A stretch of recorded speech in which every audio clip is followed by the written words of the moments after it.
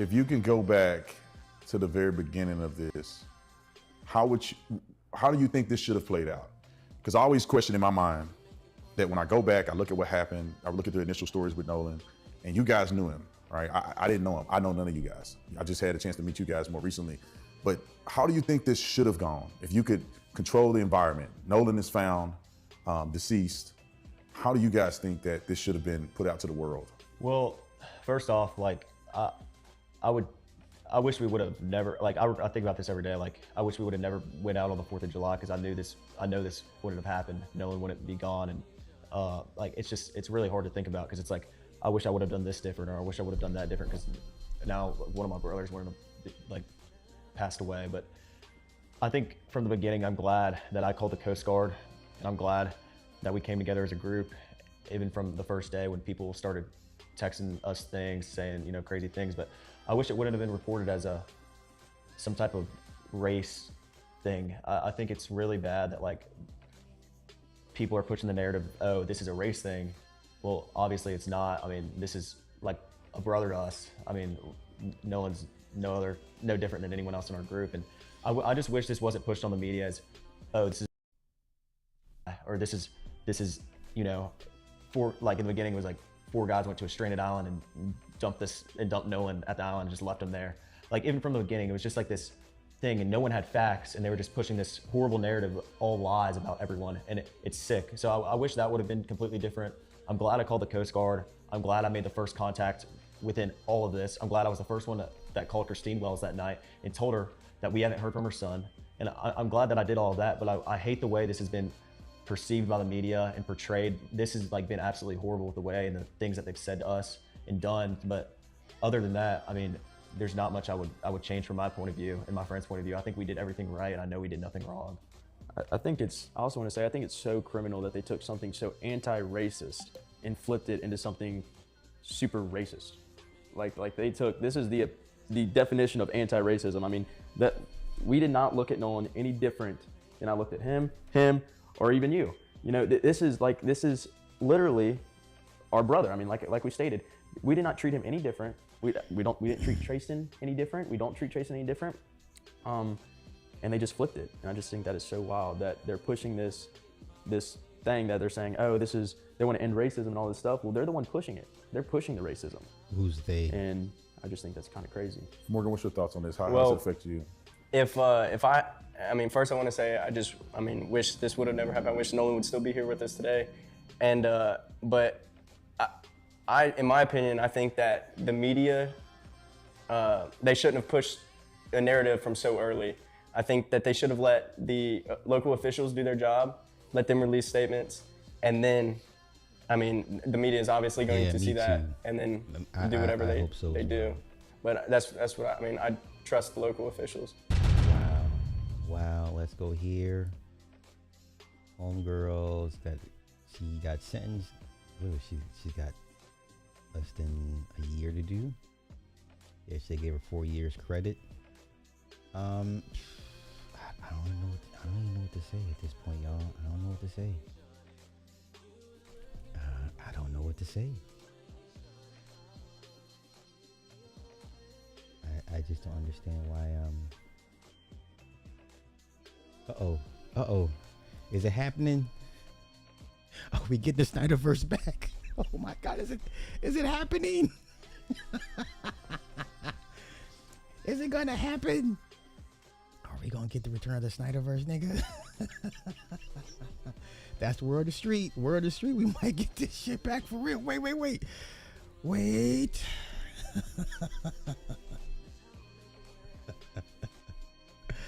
We might get the return of the Snyderverse, bros. Oh my goodness. Hey, let's go here. Okay.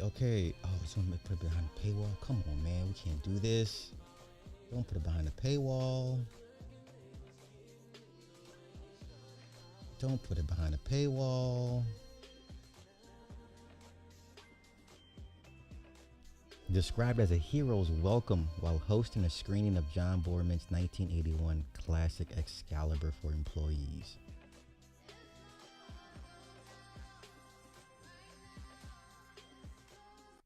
Okay. So more than likely, Escape from New York will be a Warner film. That's a good step in a good direction. It's too early to tell. I know Steiner Bros are gonna lose their minds. It's too early to tell. It's too early. Okay, I wanted to do a thought experiment with you guys while I had time. I wanted to do a thought experiment.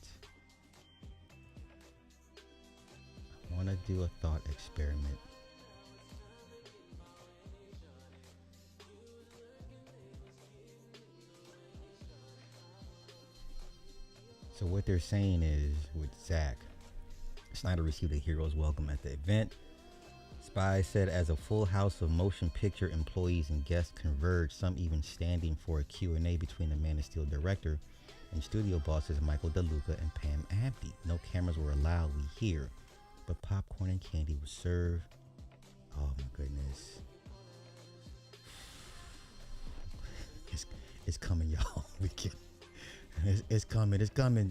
We're gonna get it back. Anywho, but we must contain ourselves.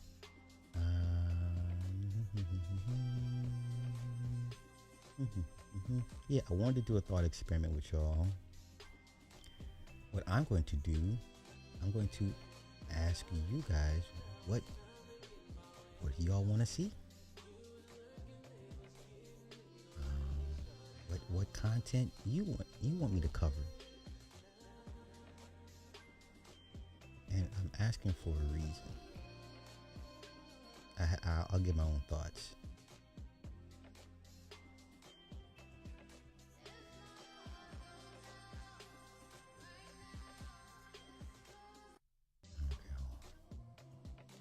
Uh-oh. Tasha Kate versus FBA. Uh-oh, this is not going to go well. Let's go. See what she has to say. Called my husband an African booty scratcher. They said that I cannot speak on the foundational Black American movement because I'm married to a booty scratcher.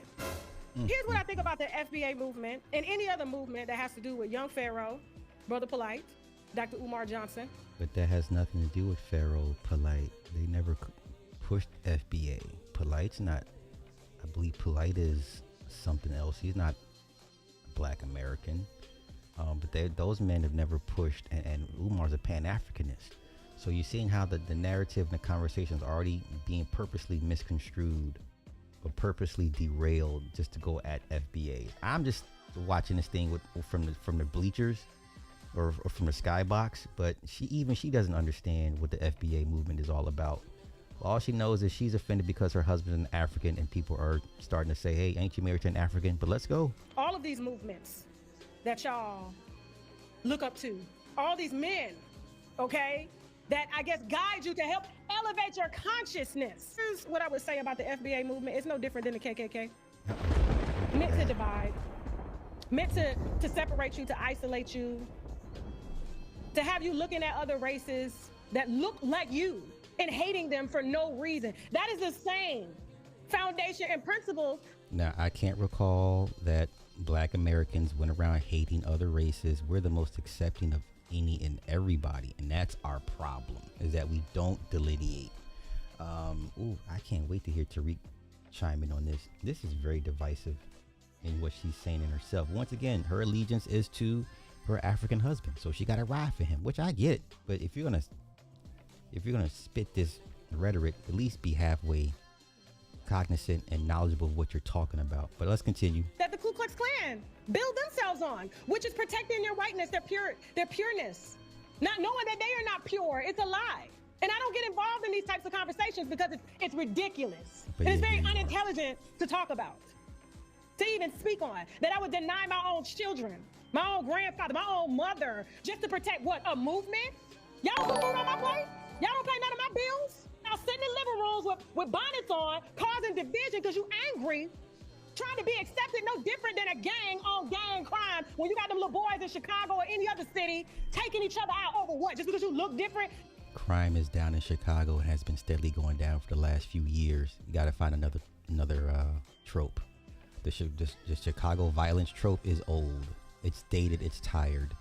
Crime has been steadily going down in Chicago for a few years now. And guess what? Crime in New York is down as well.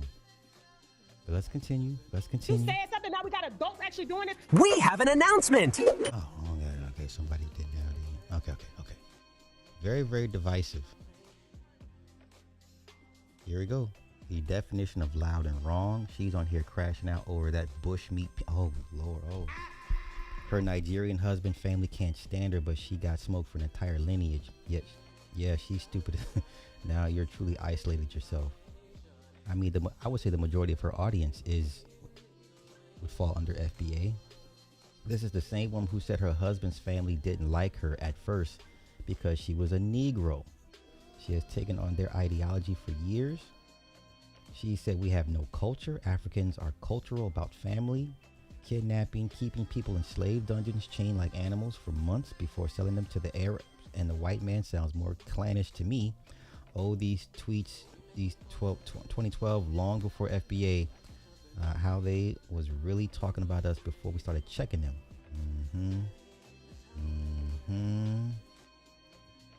Once again, I'm here for it. When I first came to America, oh my God, I hate Akata kids so much. Like, I will use them for money ritual. Y'all may not know this, but I can't stand them. Black Americans, Akatas, whatever y'all call them. I hate them. Africa hates Black Americans. They don't even call them African Americans because they don't deserve the title. Ooh. Akata means filthy black low class Americans, which most of y'all African Americans are. Tell us how you really feel. Okay. So the Black Americans who actually fought for civil rights and liberties that made it possible for your husband to even be here is now the KKK. So FBA is committing violent crimes against Africans. This is not going to end well for her. Damn, Ma, the African booty scratches jokes really tethers kryptonite. Does anyone still make this joke? This is when I was a kid. But come on. You got to be the dumbest bitch in the world to compare Black Americans advocating for themselves to the KKK who lynched our people. The ancestors don't like this. You will be sorted. I agree. Your own African in-laws can't stand you. You admitted it already. Tell your husband to unite Africa first. Show us how it's done. FBA isn't a movement. It's a lineage. Those people you name, we don't F with them MFers. What did y'all expect from this bird brain? Poetic Flacco and her sidekick husband mad because Black Americans don't want to unify with people who fled to a country where their ancestors sold people to, but she want to call FBA the KKK. Bitch, who sold melanated people to the KKK? Who works with the KKK today? Your own husband took an oath to be a citizen in the land of the KKK. Oh, Sounding like the KKK by barking about gang violence in Chicago ain't gonna help you out of that deficit with old girl any quicker, sweetheart. Man, how are you gonna tick off your fan base? Okay, y'all may not be lynching people, but the Twitter, we're talking about an online space right now. The Twitter FBA movement is divisive. And I know because I've been in those spaces. Everybody gets inspected, your lineage, your mama, your daddy, grandparents, hairline, everything. If you need a DNA test in the family tree just to have an opinion. No serious movement grows by alienating everybody who isn't exactly like you. Movements need allies. And when Tariq is one of the loudest faces of the online movement, his divisiveness overshadows the message y'all trying to push. As soon as she said Umar Johnson, I turned it off because it let me know she doesn't know who she or what she's talking about. Tasha K has said a lot of dumb stuff over the years. This might be the worst. These Negroes are still in their own into slavery as we speak, and we're the KKK. Nasty work. I agree. So this lady just compared these people to us. Really? Listen, if you feel this way about FBA, what do you feel about all of the division in Africa? Hundreds of tribes in your husband's country alone. This is kind of why Tasha K couldn't take it to the next level. Her takes are stale. It's like an uncle fresh out of prison after 20 years trying to get fly with his fits from 2006. Comparing FBA to a literal KKK, she is out of touch. Everyone uses foundational in 2026, even teachers. Be pleased. That's a weak comparison. Did your African husband tell you to say this? Just say I took on the same ideology as my African husband and you don't like the fact that Black Americans are getting knowledge of self and lineage. Better get on the right side of history. Okay.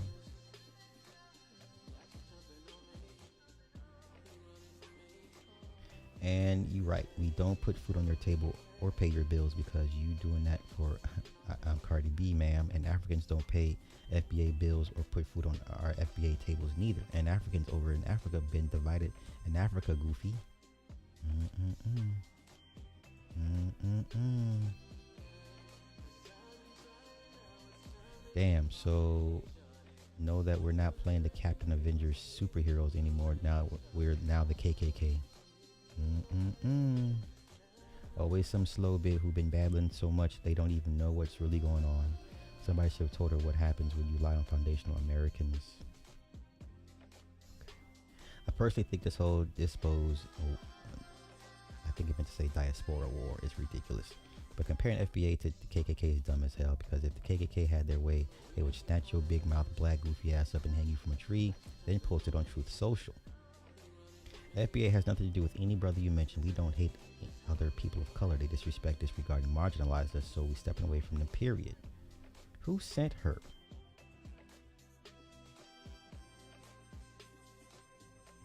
Whoa, Queen, I was turned on to you recently, but now you will be turned off. FBA is a lineage, not a movement. We are delineating, which is not divisive. Everyone else has done it. Besides, there are almost 50 million of us. We all don't think the same, but our lineage is the same.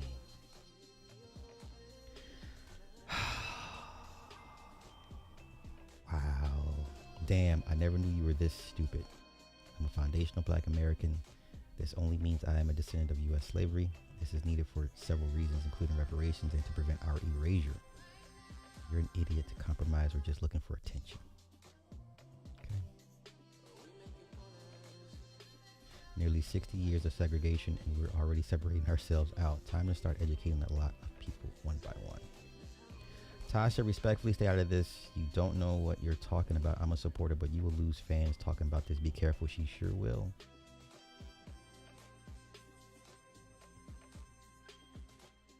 Let's go here. Lastly, let me touch on this booty scratcher lie. They've been going around from these lying Africans. The current population is about 2.4 million, and first and second gen African immigrants. Most of black America did not go to school or was around in the Africans growing up. Huh. Okay. Okay. That African D is so deep down your throat. FBA is not out here terrorizing people. FBA is pushing new era of black conservatism. Cry harder though, ho, because it's not going nowhere. This is not going to help.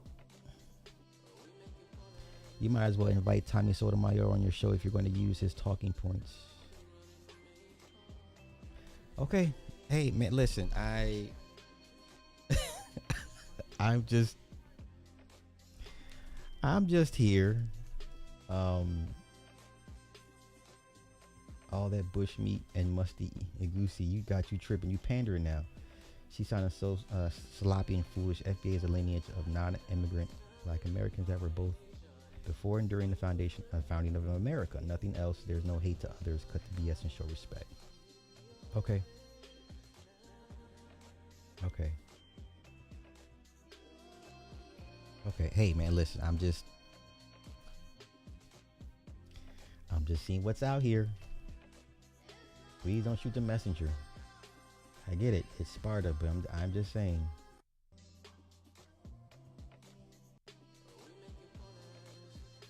I'm just saying.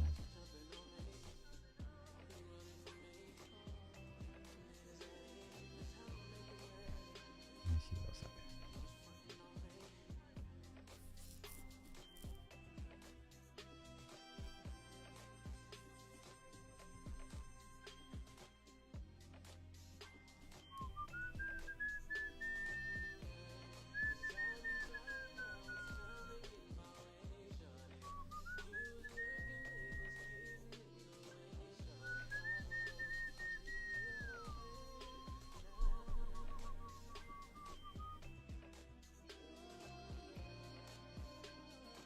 Okay, let me go here.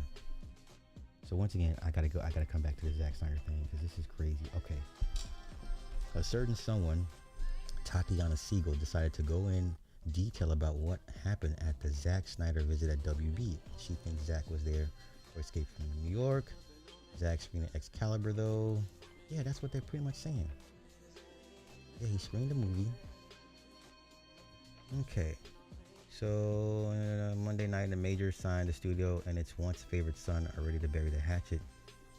The appearance would even buoy the beleaguered backlot, which one exec dubbed in purgatory as Paramount merger idols. Okay. Yeah, this did a movie screen. That was pretty much it. I'm not gonna make more of this than what it is.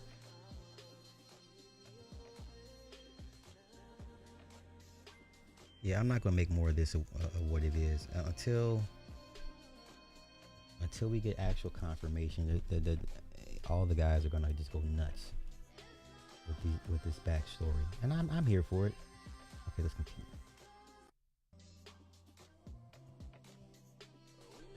Let's see.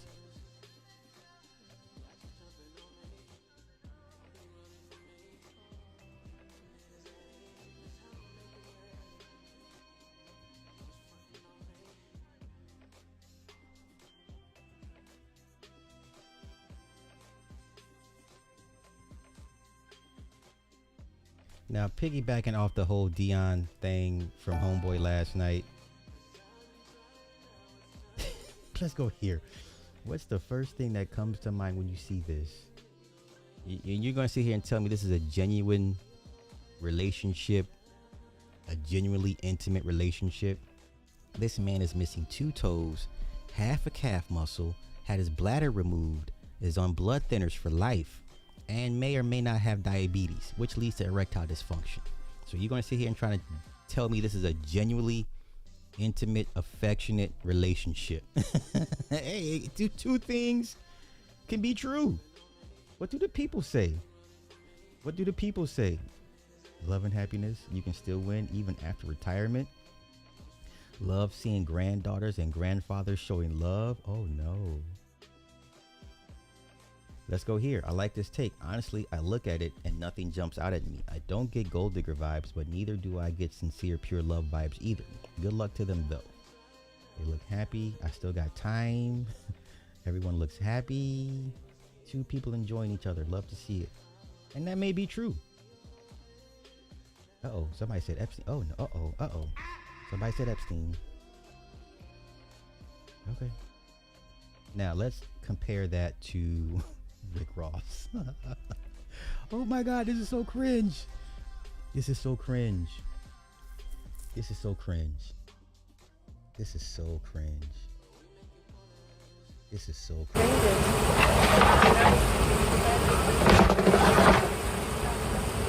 If you're in a relationship, have you ever experienced beautiful narcissism? What is beautiful narcissism? I hate that the word narcissist and narcissism has become a part of the verbal lexicon. The last 2 years, black folk just learned the word demure, narcissism, gaslighting. You know, you do understand that most people that have been deemed a narcissist, it's a clinical diagnosis. So if you're just going to lay out the general definition of a narcissism, we all are narcissists to a certain degree. But what the hell is a beautiful narcissist?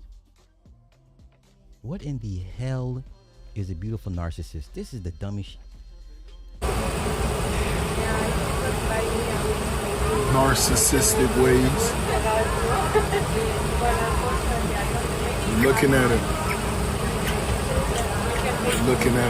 Now, remember, for months and months and months, this woman would not give this man no intimacy, no affection on camera ever. There was times where she would put her hand in his chest to create separation, push him away, create distance. Now all of a sudden, it seems she got an allowance, a bigger allowance, and this overtly display of affection. Now he's calling it a beautiful narcissist. What? Pray for me. Keep me in your prayers. I hope everything be all right. Y'all know he loves every second of this, right? Y'all see it. I mean, he paying for it. Shit, that's your job. Bitch, your job is to be his woman. Your job is to be his woman. Let's go here. Let's go here. Okay, Bernice Burgo said, I remember my friends saying their friends said Rick Ross was having a crush on me, telling his friends to talk to my friends so they can hook up with me. I clearly responded no to it. Then he started with the private secret DMs. I won't give him a chance because he's got Jasmine. He later asked for a one-night stand. I again responded no. Maybe he thinks I'm cheap like every other girls he's been with. Next time he troubles me, I'll be responding with my legal team. Ooh. Yeah, this is weird. But once again, he's paying for the girlfriend experience. So this is her job. Comment your thoughts on this. Y'all see how he... This is her job. I'm paying for the girlfriend experience. And she's doing her job.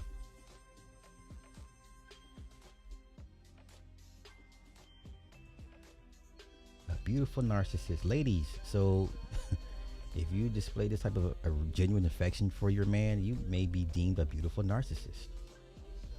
Okay. Okay. Hey, man. Hey. I'm just... Don't shoot the messenger, please. Now, I'm going to get to my thought experiment with you guys. Hold on. I want to get to my thought experiment.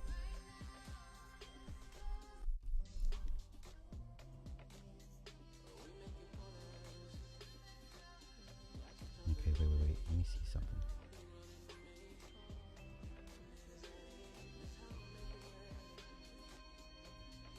Let me go through my Twitter feed real quick. Hold up.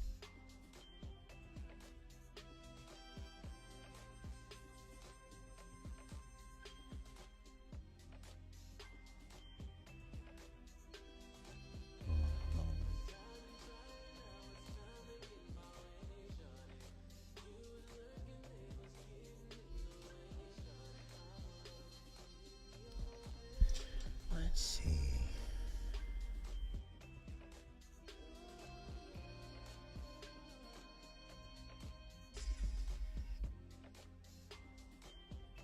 My Twitter feed's a mess. It's a sheer mess.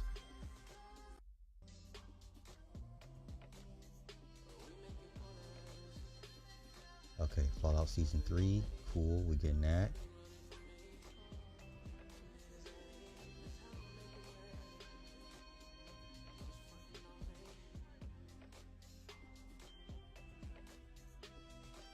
Okay, wait.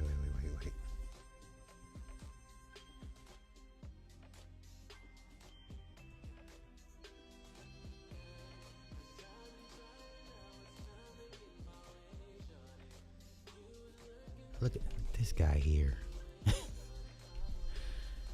This guy, listen,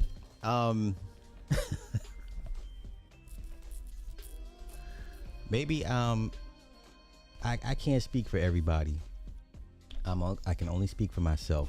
I hope to never get like this. I hope to never get like Couch Greg Adams and MTR, where you only feel love and appreciation or some type of excitement in a whole nother country. You don't have people here around you that's happy to see you.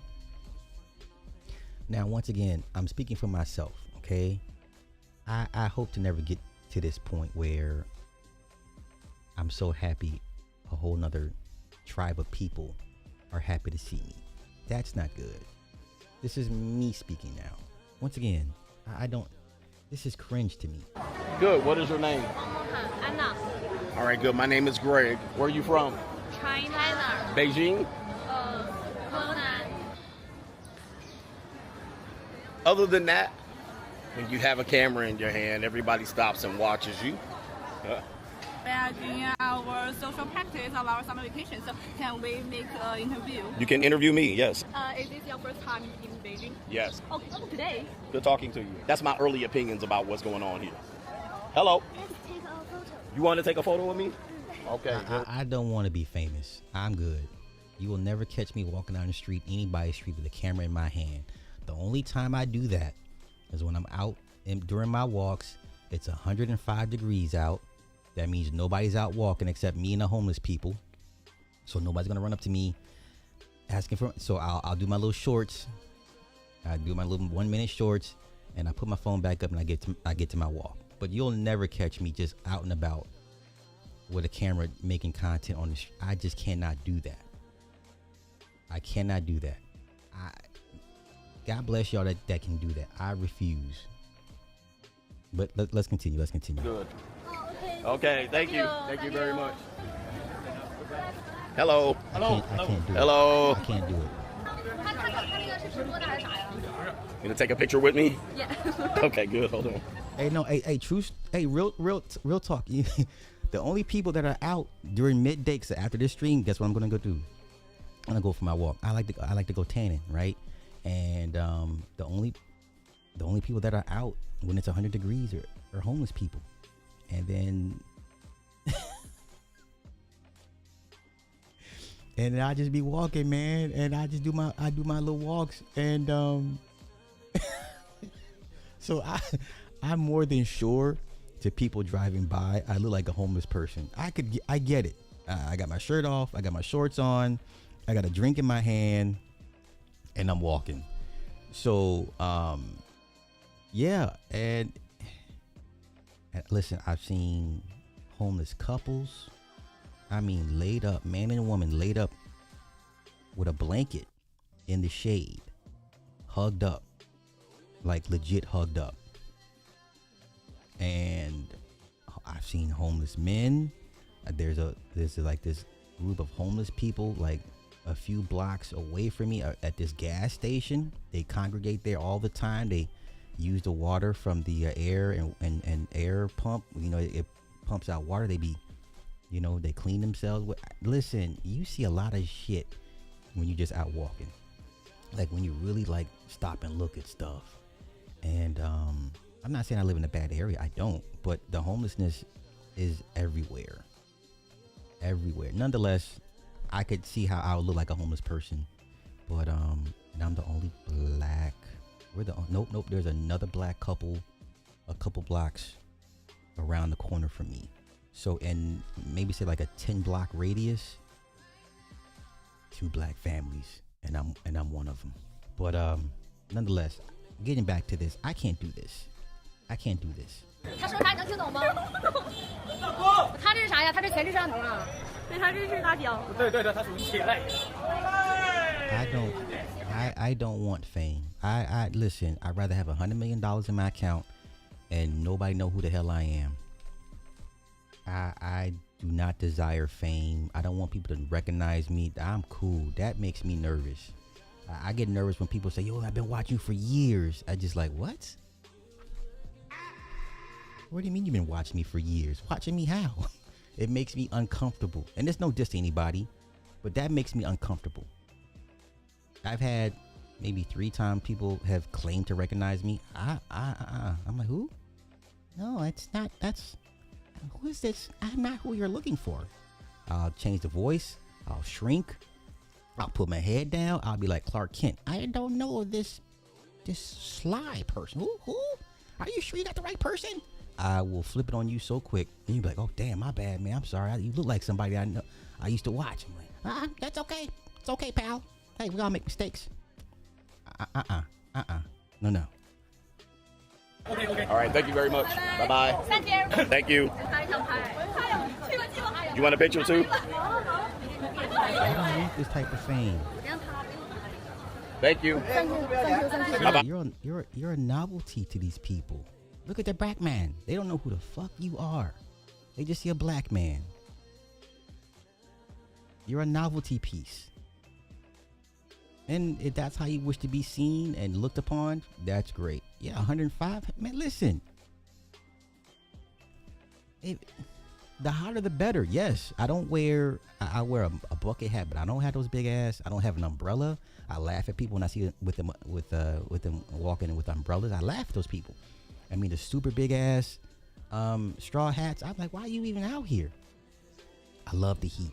You understand me? I am a summer child. I was born in July. I was born in the fire. I love the heat. I welcome the heat. Okay? But let's continue. I don't want to be this. Have a good day. I don't want to be this. How are you? How old are you? 15. Good English. Yeah.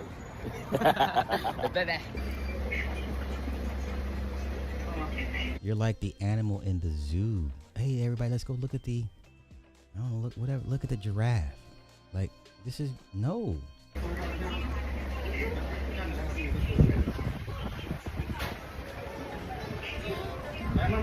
don't even like when my kiddos recognize me outside in stores. Like, I had 2 kiddos. One I couldn't avoid because they're at the gym. So they were like, Coach. I was like, what the hell?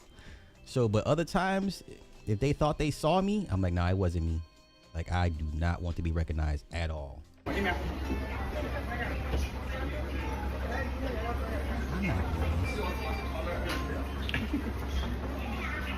I'm making new friends. Oh, she wants a picture too. You want a picture? I'm not doing this. Oh, closer. Yeah, come here. Thank you. Thank you. I don't want this. Hello. Where you from? Beijing. I don't want this. Thank you. I mean, hey, it works for him.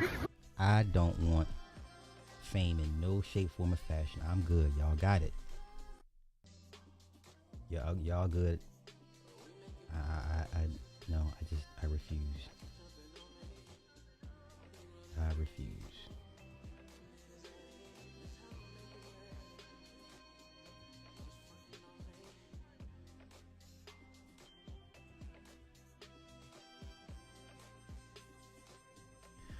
Okay.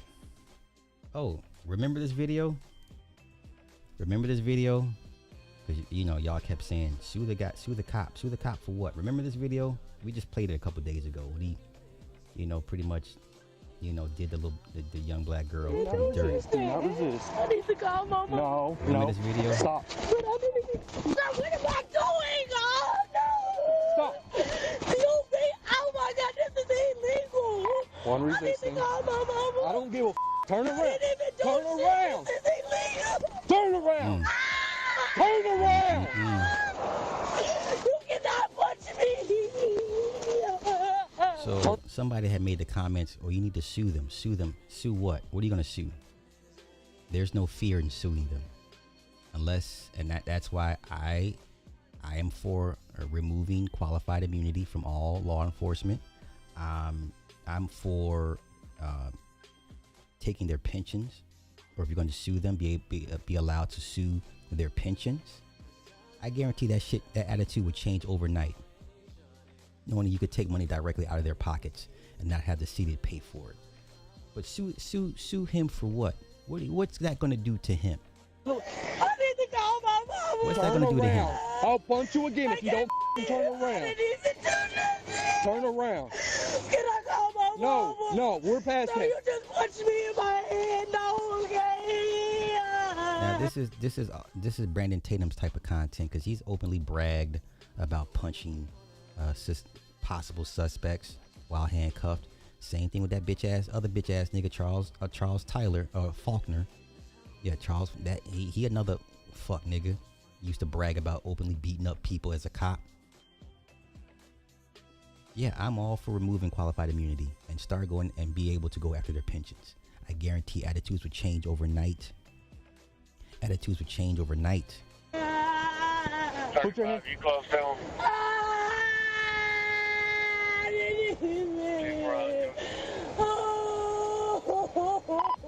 I'm good. Just waiting to take her into custody. I can't believe it. Oh my God. Keep her hands there. Oh my God. Oh my God. Oh my God. 215. That's 1011.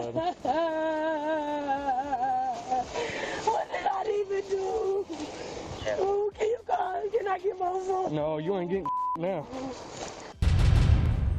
The video is way longer because he talks. I mean, he throws on the hood. He's talking smack to her. He said, "I'll hit you again," and yeah, I mean, he's talking real spicy to the girl. So he got fired. Whoop-de-doo. Whoop-de-doo. He got fired. Whoop-de-doo. So Trooper Moises Arellano. Damn, are you even? So what are you? A white passing Mexican? Wow. Okay. Da-da-da-da-da. Okay. I'll punch you again if you don't effing turn around. Okay, so she was going 71 in a 60. He reported finding a cold bottle of liquor in the passenger seat and said she was under 21. Okay. Arellano wrote in use of force report he decided to arrest her after learning she had received a warning during a similar stop days earlier. He said she pulled her arms away and she refused to roll onto her stomach, prompting him to deliver a one closed fist strike to gain compliance. Okay. And of course, unfortunately, Ben Crump is on the scene. Okay. Once again, sue for what? What are you gonna do? There's only really one or two ways to handle situations like this. That's another discussion for another day. I kind of want to keep your show kind of clean, right? Okay.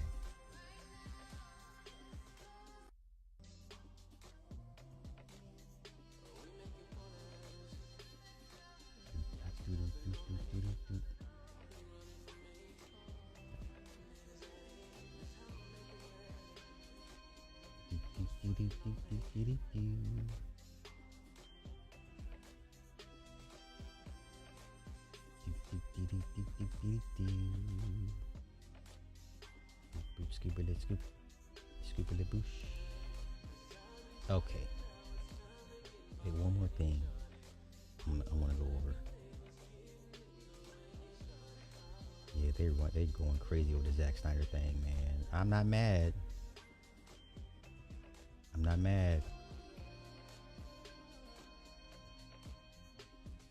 I just want official confirmation before I go crazy with all that.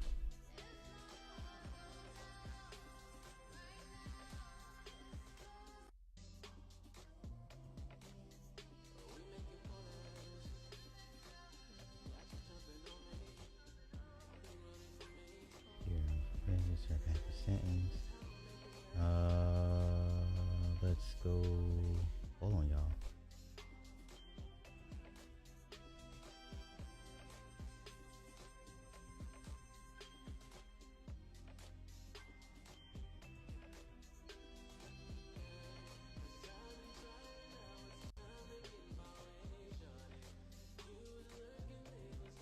Okay.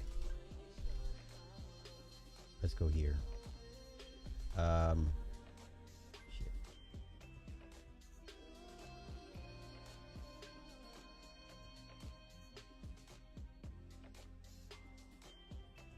Okay. Power Origins Season 1 has officially wrapped. Once again, I repeat, Power Origins Season 1 has officially wrapped. Don't ask me to watch it. I'm over it. Y'all like that Raising Kanan slop? 5 years of nonsense for the a mid payoff, but it just wrapped. So it's coming soon. Power Origins coming real soon.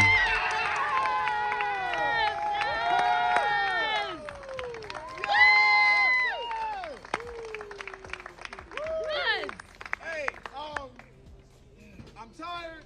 I'm annoyed. I don't want to see none of y'all for a long time. But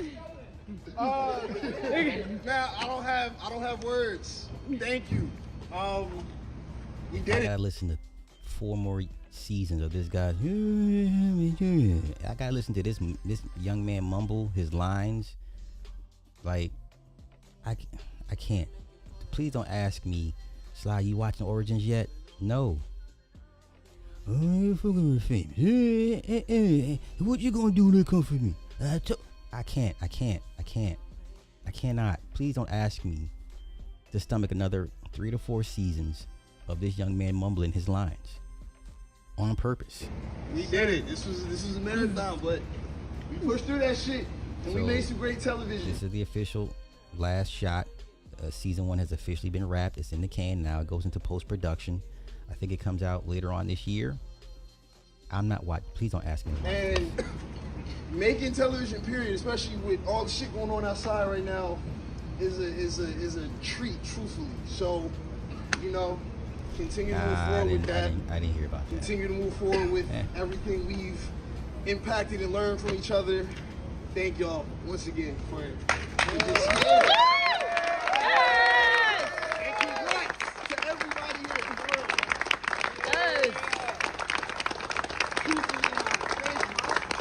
I just got back into rewatching Lovecraft Country. That's it.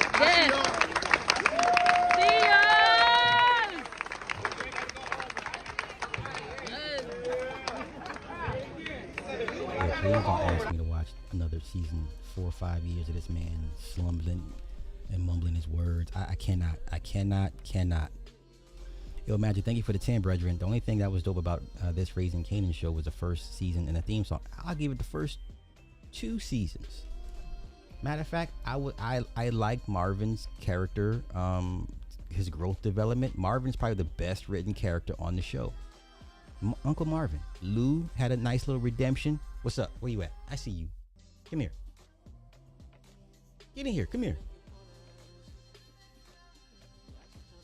Let me see. Oh my God. You want to, that's how. So everyone knows that you, my wife, looking like anime. Oh my God. Yeah. So we out here repping our set.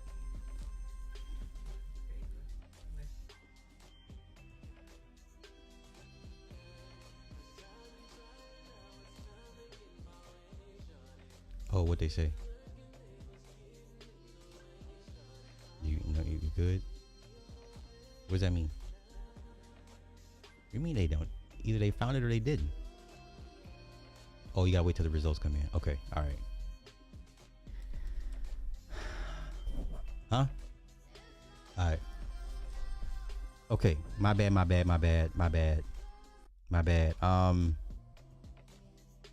My earth acted as my auntie's attorney for a traffic stop, and at one time showed her the body cam that had to grip up auntie's non-compliant.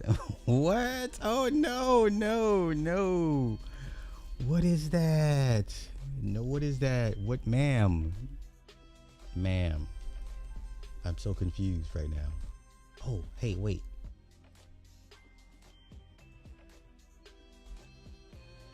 Let me find. I don't think y'all understand how bad.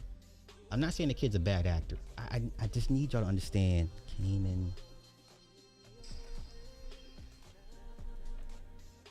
I just like.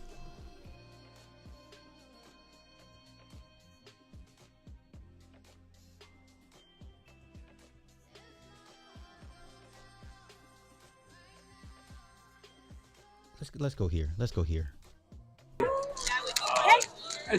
Look at the size of this microphone. Look at the size of this microphone. Oh, wow. I still wear. Dana Abercrombie, the Coalition. What is it? Dana Abercrombie, Dana. the Coalition. All right. I have spoken to you before, Yes. and you expressed your love for Raquel this previous seasons.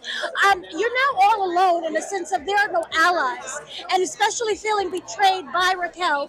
Can you talk about that? Did anybody catch how the 2 Italian mob bosses kept wanting to see who would be able to fuck Raquel? Remember that scene last season?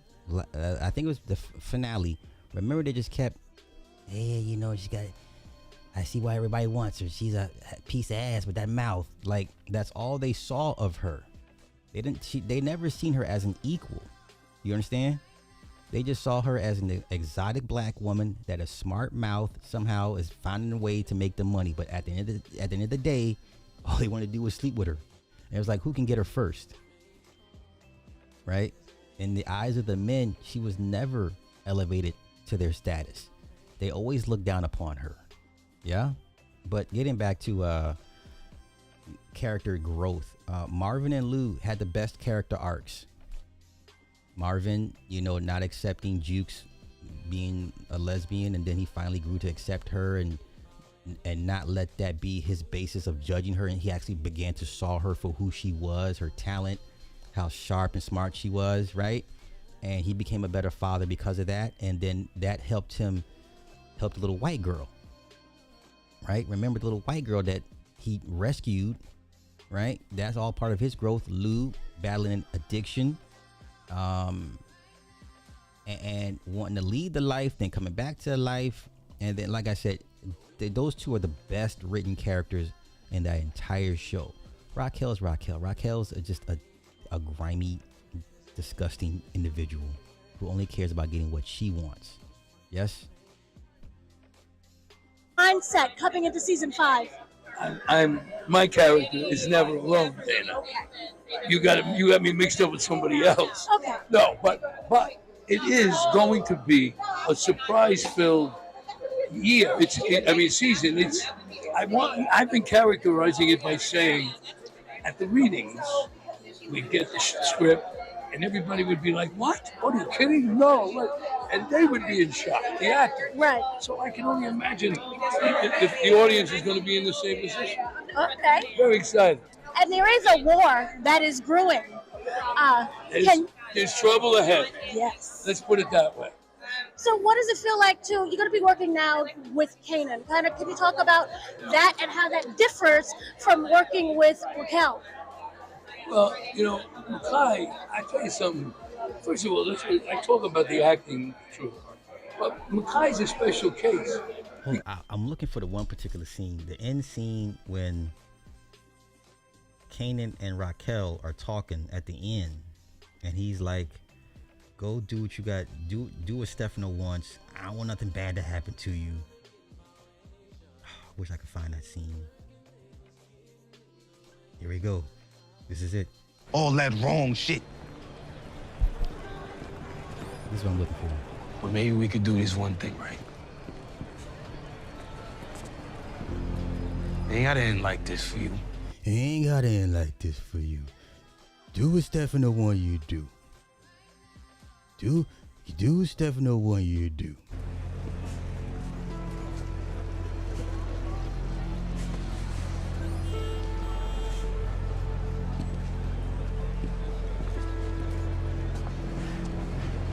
I'm sorry.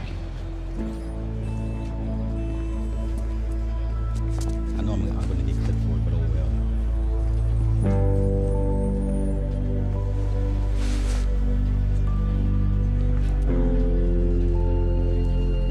Jukebox season. That's when she decides to make her mind up about what she's gonna do. No. Talk to Stefano. Yeah.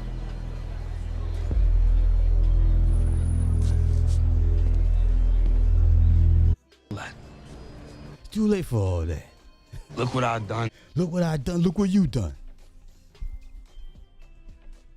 You're gonna ask me to watch 4 more seasons of this? Who you think you talking to? Hey, remember that last conversation between Juke and Kanan? You alone too. You out here cold world for you. You out here just as cold. Come on, man.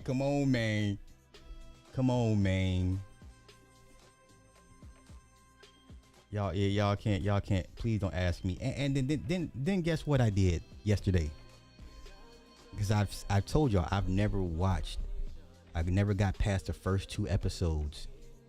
Oh no.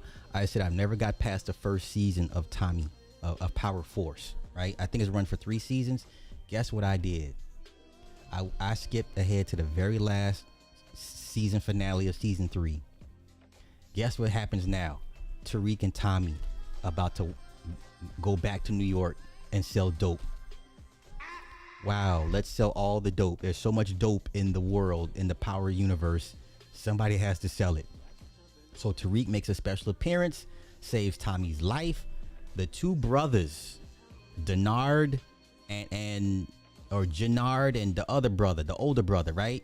I told y'all I didn't like this show from Jump Street because here comes the white boy coming in causing division amongst the two brothers. The older brother gets killed trying to save the younger brother. The white boy has all the blacks turn against Jannard.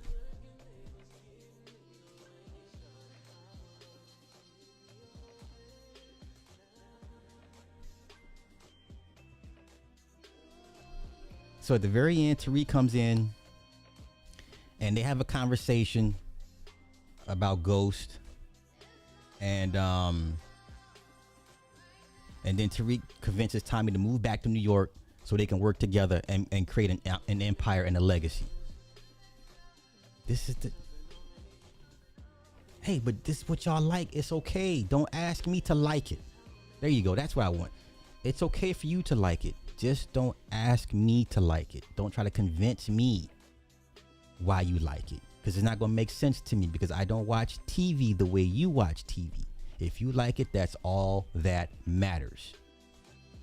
But don't come in here trying to throw a chair against the wall because I don't like what you like.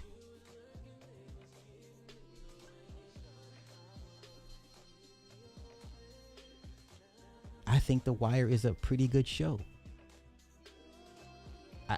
If you ask me, the greatest TV show of all time ever produced is Miami Vice.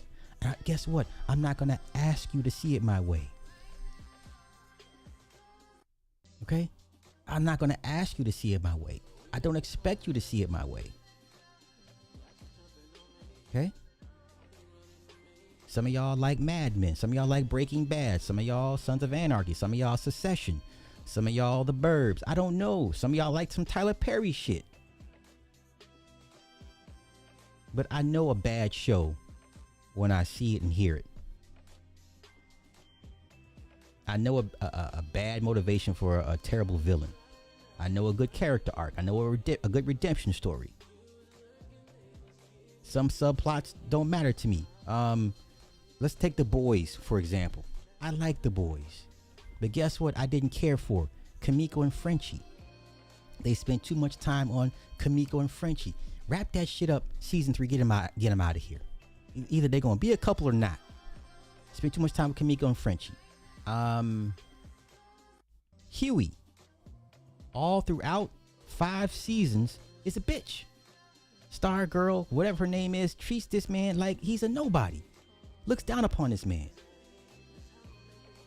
Okay? The last scene of The Boys is you got Star Girl, while pregnant, goes to fight crime.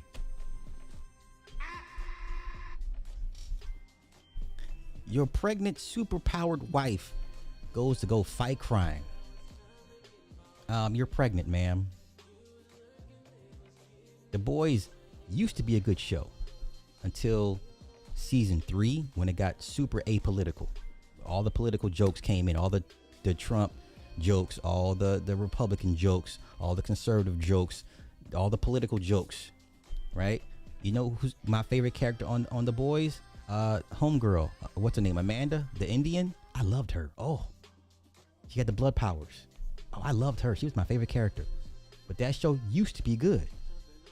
Past season 3 went down the dumps, and you can see the online discourse, right? So I'm not gonna do a back and forth with a lot of y'all. If you like the Power series, okay, cool, but don't ask me to like it. I'll sit here and listen to your reasoning, and I'll still say no, because you don't watch things the way I watch things. Okay. All right. It's okay, Nick. It's okay. Hey, listen. Tyler Perry has a super loyal fan base. I mean, that queen of what's the show with Eva Marcel? Queen of Men? I don't know. What is that Tyler Perry show called? Some of y'all know what I'm talking about. It's Eva Marcel. It's her show. I forget the name of it, y'all. What's it called? Let me find it.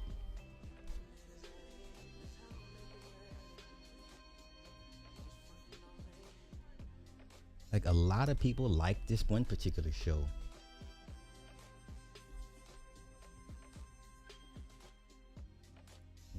Eva. What is it called?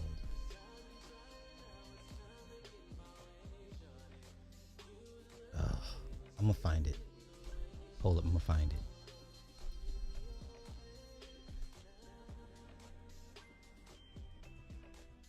Is it called Queen of Men? I don't know what it's, I just know it's Queen. All the Queen's men, they love this show. It follows Marilyn Madame DeVille, played by Eva Marcel. She's a powerful businesswoman running a high-stakes Atlanta male exotic nightclub called Club Eden. They go crazy over this show. They go crazy over this show.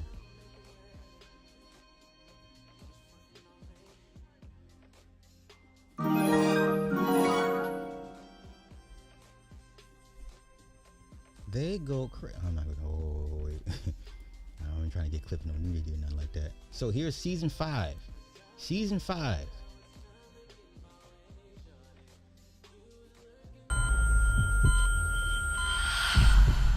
What is this? Let's consider it a pause, an opportunity to turn your life around. You might want to take this time to reconsider. Reconsider what? Everything. Your life is full of chaos and destruction. If you continue along that path, the consequences are going to be dire. Madam can't die. Devil never dies. Who do you think did this? Madam does have a lot of enemies. Where were you when Madam was shot? You had something to do with this, didn't you? You know we didn't shoot Madam. You need to be out there trying to figure out who did. So they're playing the J.R. Ewing angle. Who shot Madam? Who shot J.R.? That's smart. Yeah, what you do is all these great TV shows from the 80s gave you all the blueprint of how to do a proper TV show. You take bits and pieces here and there. The Who Shot J.R. angle is smart. But once again, I watch TV differently from you. I see why people love this show. I have a warrant for your arrest. I warned you, madam. Tried to show you a different way. And you fought me every step. What you just saw doesn't have to happen. Not if you decide to walk the straight and narrow. Karma is real. I have only done what I've needed to survive.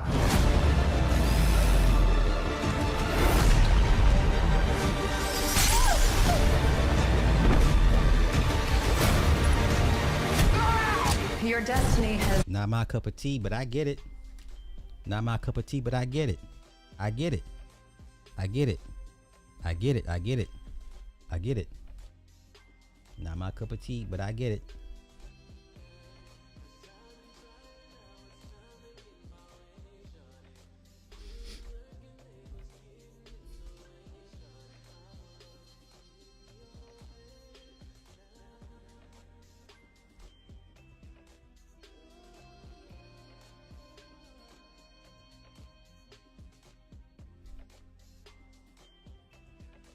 Let's go here. This person says, y'all not above watching Tyler Perry projects at all. Okay, so don't start crying about how they keep on making black projects with the drug lord, single mothers, slavery, and Jezebel stereotypes ever again. Then he knows his audience, and you know what? I gotta give 50 Cent his credit. He knows his audience. It doesn't require much. The ceiling is very low. The bar is very low. Why would you give them more than that? Why? Look at all the content down the street that a lot of y'all consume. That shit is so lowbrow. You get a bunch of people on, they get to arguing, yelling, trying to, denigrate one another, and y'all eat that shit up. And who might have come in and tell you, hey, stop watching that stuff? God bless you, man. If that's what you like. If that's what you like. Let me get these super chats. Forgive me. Nick, thank you for the 2. But Sly, I think Perry badged from both sides. Hey, that may be the case. That may be the case. But his content stays in rotation.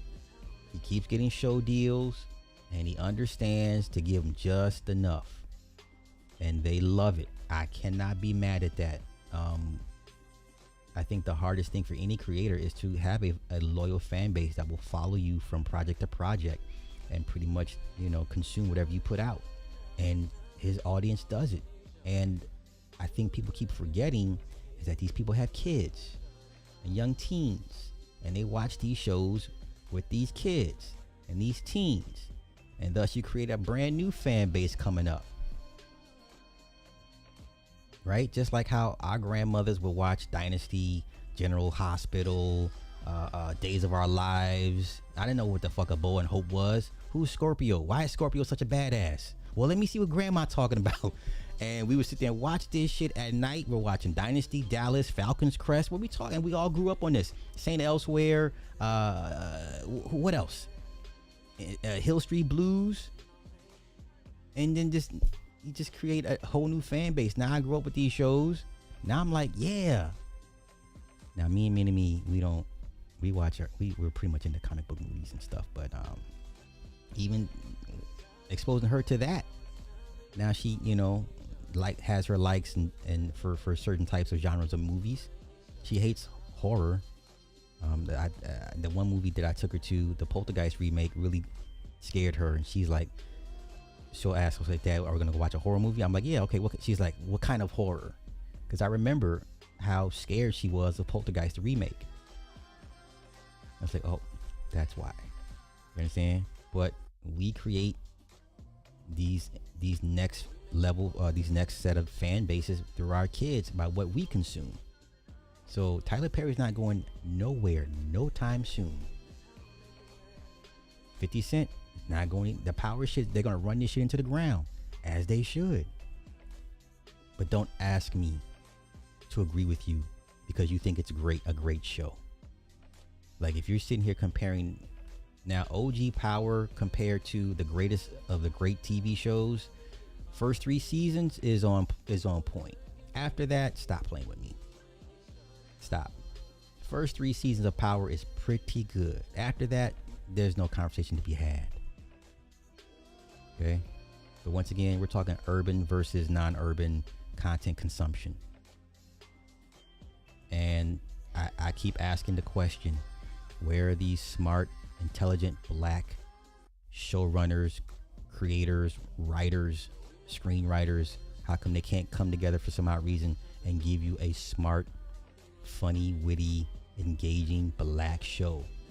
And there aren't any, except, and I came across one that I think fits the mold. Atlanta. I may have to walk what I said back. I think Atlanta is the best example, is probably the best example of 1 or 2 black writers on a show about urban drama. And the stuff in Atlanta relates to me so much because I know what it's like to be a manager of an artist.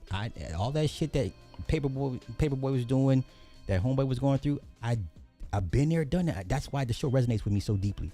I'm like, I get it. That was so smart. I'm like, oh my God, they're talking to me. That's me. I see myself in those situations. Artists getting locked up. Artists getting on drugs, getting off drugs, having a slump, getting depressed, and having to find his way and turn off the phones and can't find them for 2-3 months. I've been through all that. So all that shit hit home for me. That's why I love Atlanta. Atlanta's such a smart show. Not just a smart urban show, but a smart show, period. So Atlanta is the only shining example of a black show with a black writer or 2 contributing to its content.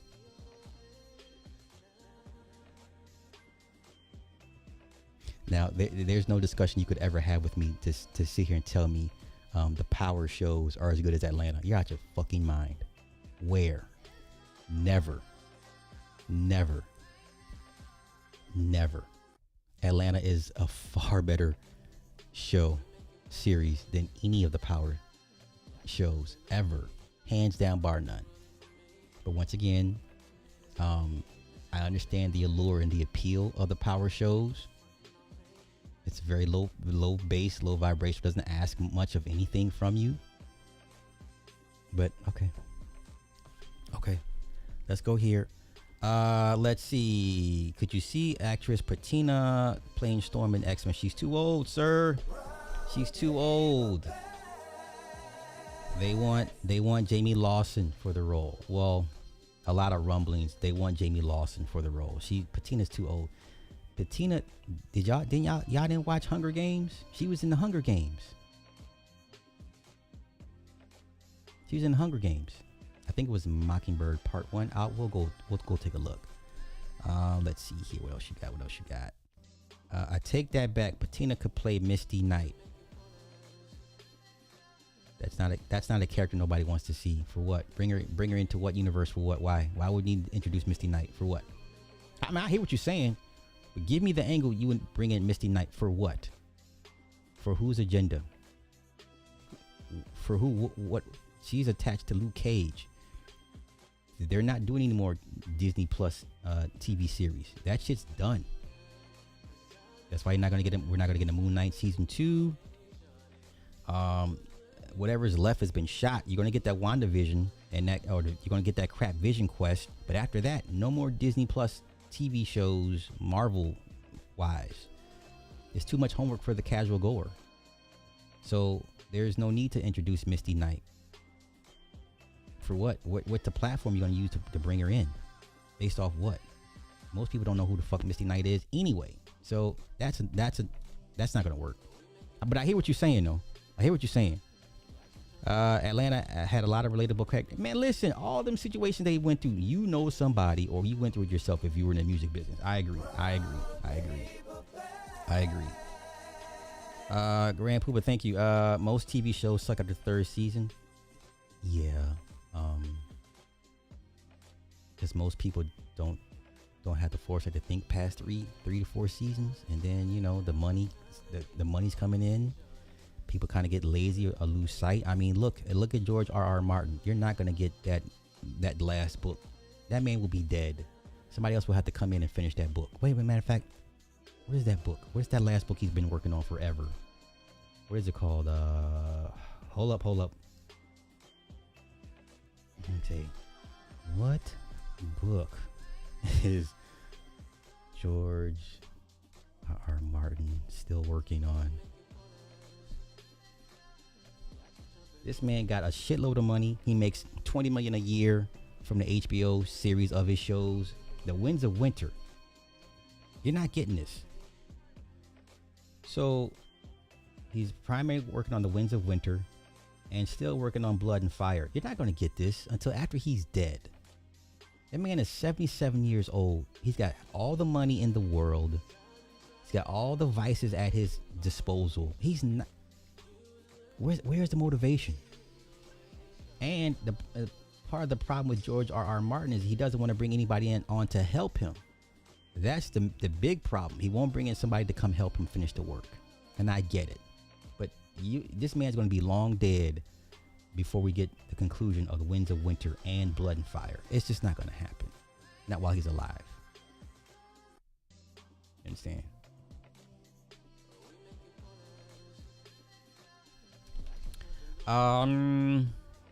They killed that idea. I don't know.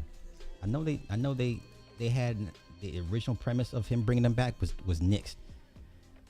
Is Jon Snow series?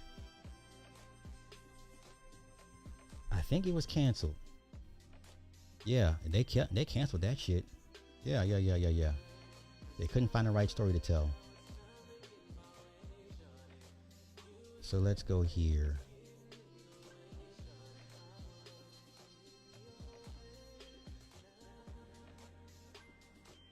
Okay, back in 2022, it was supposed to be a spin-off series. It's open now is that we tried to make a Jon Snow show for a little while and just couldn't. My main thing is not wanting to go there and do an injustice by the character. I think he ended well. I think that he went where he was meant to. So if you pick him up again, it needs to be for the right reasons. Harrington said there was something left to say regarding Jon Snow. However, an inability to find the right story has forced the series to stall. But with the right story, we could see the character return. We couldn't find the right thing, so we put it down for the moment. Maybe there'll be a time, he's not dead, and that's the amazing thing. that he could be picked up again. Yeah, it's not happening, y'all. It got to make sense. So, Arya Stark-led show bringing back Maisie Williams. So, we're going to get Arya Stark. Do you want that? I don't want that. Was confirmed earlier this year. Doubts remain about Jon's return. There's nothing being planned at the moment. I don't want this. I'm not going to watch this. Now, if he shows up in some cameos, maybe, but I'm not going to watch Arya Stark and all her adventures. I don't care about that. I don't care about her like that. Like, you gave her the biggest scene ever when she killed the Night King.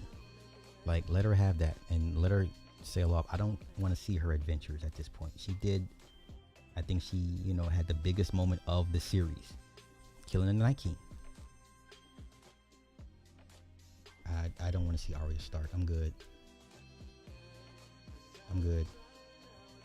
No, thank you. And then her sex scene, that was cringe to watch. I'm good. No, thank you.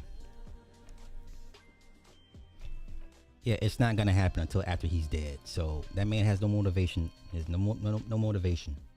He's 77 years old. Like, and they can't let him say that he's tired or just whatever. They gotta give you the illusion that, hey, we're gonna keep this thing going. He's still working. That man he won't bring in nobody else to help him, right? So you're gonna, after he dies, whoever HBO pays for to run the estate says, give us the manuscripts and we'll finish it out. That's the only way you're gonna get these books. Other than that, it ain't happening until that, after he's in a box. So it is what it is, man. It is what it is. Yeah, spin-off shows ain't what they used to be. They don't hit like, and all spin-off shows are not needed. Okay, I don't even listen. I have really no random or no set topics. There's a bunch of random stuff. Hour and a half. Okay, hour and a half and get out of here because I gotta go do some stuff. I just want to come on here and run my mouth a little bit.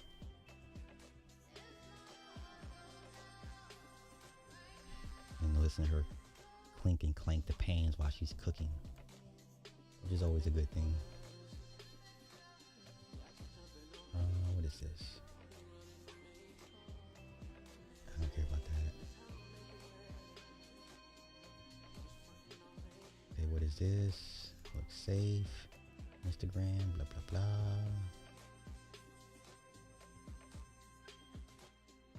Oh, let's go here. Let's do a little racism. Yeah, a little racism. Here's so much about the slavery. 300 years ago, our grandfathers were slaves, or 200 years ago, our grandfathers were slaves. Well, for God's sakes, did we have anything to do with that? I had no part in it. I had no slaves. My folks didn't. My grandparents didn't. Are they blaming us for what happened 3 years ago? Let's forget the past. Think of the future. Build up the future. And why keep hemming and hawing over the same thing over and over and over again? And they say, you must give me land because my grandfather was a slave. Well, then I would say, for God's sakes, find the man who had your grandfather as a slave and then demand the land from him. Don't bother me because I had no part of it. Few people would be... Child, y'all, this is from 1968. This is Blanco, thank you for the 5. Indeed, thank you for the 5. This is from 1968. This is from 1968. 1968. I'm here for it. I'm here for it. To make amends for the actions of ancestors they never knew, for evils committed long before their time. Their sex problem, let's face it now, how many white people have 10 illegitimate children? Very few. Very few. This seems to be a trend with them. And I often wondered what happens to these here men who follow these children. Are they busy making babies elsewhere, or are they busy in the civil rights march yelling for their civil rights? And 4 out of 10 whites in our survey agreed that Negroes, more than whites, have low moral standards. 1968, come on. However, half or more of whites disagree with some of the views you have just heard. For example, they reject the idea that Negroes are more likely than whites to have low morals. I feel that they're basically lazy. When this summer, for example, opportunity was given to them to better themselves in getting as many jobs as possible in various fields of retail. Okay, that's a good white woman. She might entertain a black man. This is a good white woman right here. Wholesale, and they don't take the full advantage of accepting the responsibility of going out for these jobs. They feel that they're not good enough for them. About half of whites agreed with this woman that Negroes tend to be lazy more than whites. We find there is a reluctance upon the part of too many Negroes, particularly among the young, to take the hard and remunerative jobs that must be necessary to earn a living. There is a feeling that for some reason somebody owes them a living. Just about half of whites in our survey said the Negro has not made more progress because he has not worked hard enough. Only 15% blames discrimination. Some had no opinion. We're all human. We're all peoples. There's only one God. One Bible for us to provide by. So why should it be different? It's the colors only different. We hear some. Okay.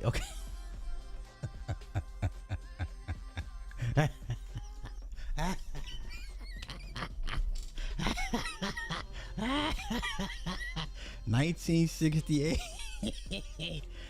1968, y'all. I'm just saying. 1968. What is this? What clip is this? I don't care about that. Let's see, I don't care about that.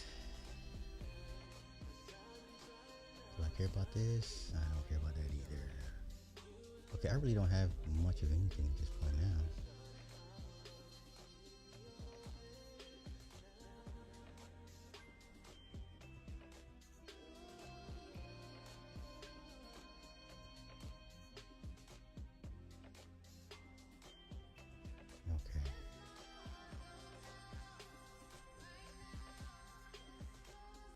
So much for my little experiment, because it kind of went off the rails a bit because I just got talking about other stuff, and yeah, so my bad.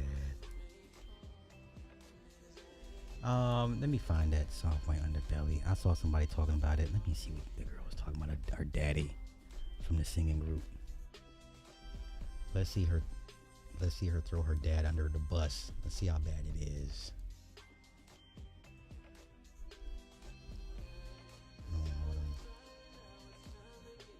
Okay, let's see. Where's the girl at? Okay, so this girl here exposes her color me bad. So where do we father. start? So let me go up in the comments first.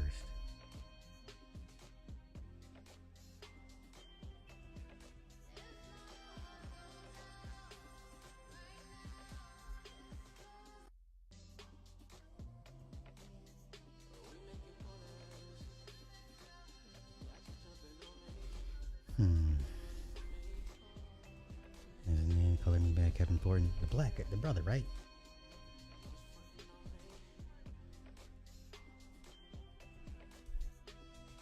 Yeah, of course it's the brother. Okay, so let's see what he did to her. So she says, I'm not trying to diminish her pain and whatever, but I'm just curious, man. Let's just see how bad of a father he was. I'm curious. So he was in a R&B group called Color Me Bad. So the song I Wanna Sex You Up is my father. And so yeah, he was in that group for a while, like just very prominent in R&B and Grammys and things like that. And then he had apparently met my mother when she was 13.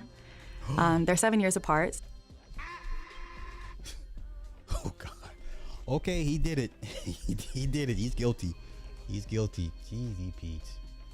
Holy cow. Okay, we're all getting off on the wrong foot. I'm thinking this is she angry for whatever reason because I don't know.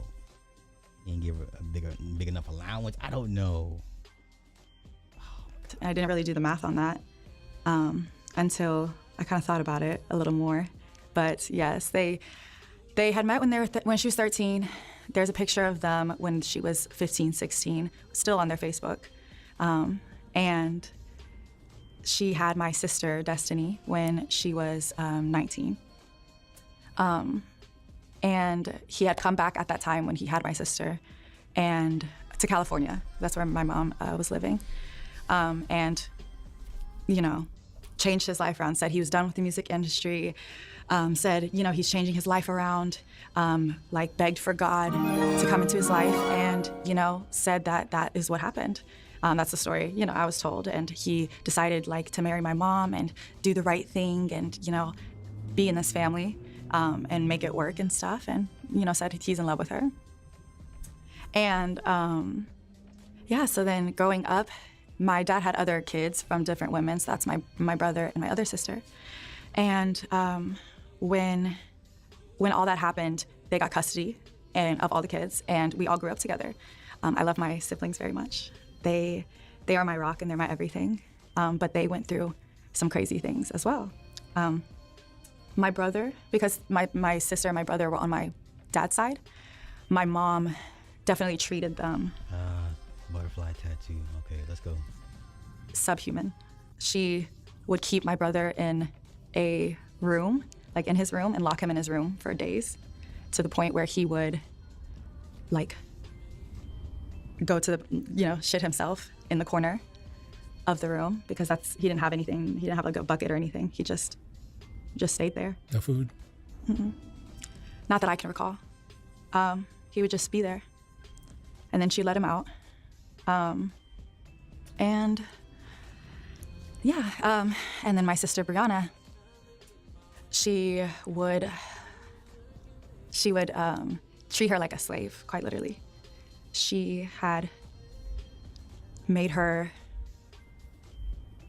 run to school and then drove beside her and would like scream at her and yell at her the whole way to school, you know, and they got to a point where they took her everything, quite literally. So just imagine you go into the room, there's no door, mattress only, no sheets.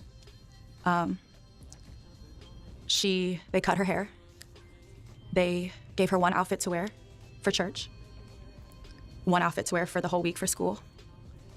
Took her makeup, took her face wash, took her hair products, took everything. And the only time she could get that stuff back was for church, so that the church didn't know what was going on. And they would let us know and sit us down and be like, you can't talk about, you know, what's happening, you know, like we have to. Okay, this is tragic, nonetheless tragic. Okay, let's go here. Let's go to the father. Church secrets and the abuse of my sisters. Let's get to dad, because that's what we're really here for. And for a while, I never understood why he didn't protect us and why things kept happening to us. You know, because when I was 15, that's when I got in a relationship with somebody who was 20.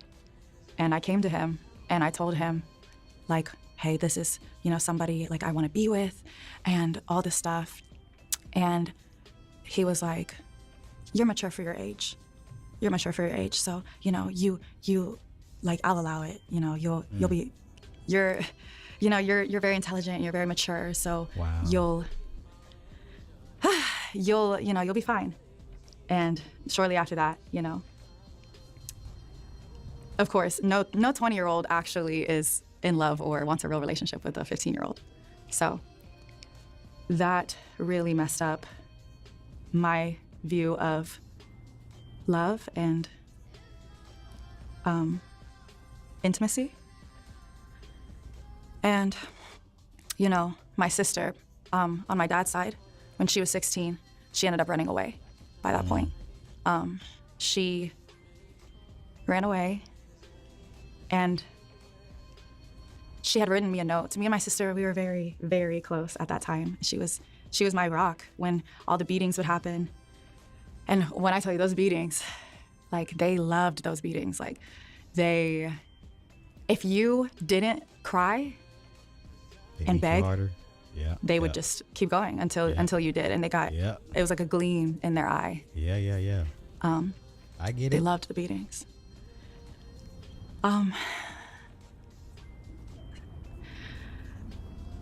Sorry. Okay. This is terrible. Terrible. Our parents turn. Let me see what they do. We didn't know how bad it was for each individual child, though, because it was like operated in secrecy. We'd have I'd have my stuff going on, and then he'd whisper in my ear, "Destiny's a slut. Destiny's easy. Destiny, she's all these things." So I'm looking at Destiny like, ugh, like not knowing she's getting raped. I'm just thinking she's disgusting. Uh-oh. My sister, my mom's telling me, my other sister, Brianna is just doing terrible at school and she deserves this. And she, and the whole time, like, she's getting bullied at school. She has one outfit to wear every single day and nothing else. Like, that was it. And even when she ran away, they took all her money. All she could do was go to school, go to church, and work. And when she left the house and ran away, she had this money in a savings account so that she could find something to do. She didn't have a plan. She just knew she had to get out, which... Okay. I'm not going to harp too much on this. I want to take Homeboy's content and get pinged for it. Tragic. But I hate to say it.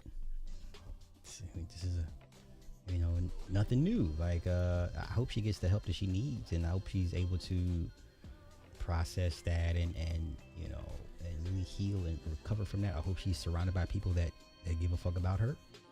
I hope her, parents hopefully have made amends or try to make amends. I don't know.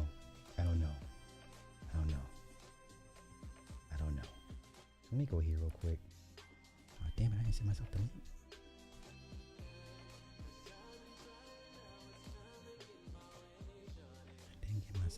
That was not very smart.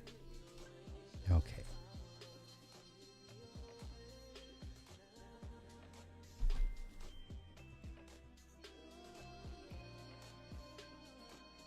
Okay, let's go here. It's not funny, but it's funny. But come on. It's not funny, but it's funny. To the hospital, I think I'm gonna. What is your deepest regret? If I don't check myself into the hospital, I think I'm gonna. What is your deepest regret? When I broke up with my wife. How is that a deep regret? I don't have a maid. I don't have a wife, a woman to lay down next to me by myself now. If I don't check myself into the hospital, I think I'm gonna lose my mind or something. She's a breadwinner, and when I break up with her, I became homeless. Why? Oh my God, why? Did you guys break up? Couldn't see eye to eye. It was advice to both of us that we go our separate ways. If you had one message to your ex-wife right now, what would it be? Honey, I really miss you. Come home. I can't do this alone. Since you left and went away, I've been seeing another person. I want to see you instead, honey. If I don't check... Oh, that's sad. Oh, man. She said he's missing his nurse and purse. Baby, come home, but he's homeless. I'm done. The nerve to break up with your provider. You definitely thought you were the... Man, women do this shit all the damn time. Men are users. Come home. She has a home. Jeez. These are the men on podcasts telling women they'll die of old age with cats.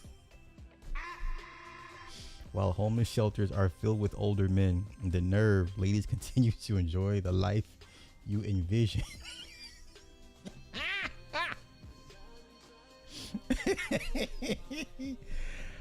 I hope she watching with popcorn cackling at this nonsense.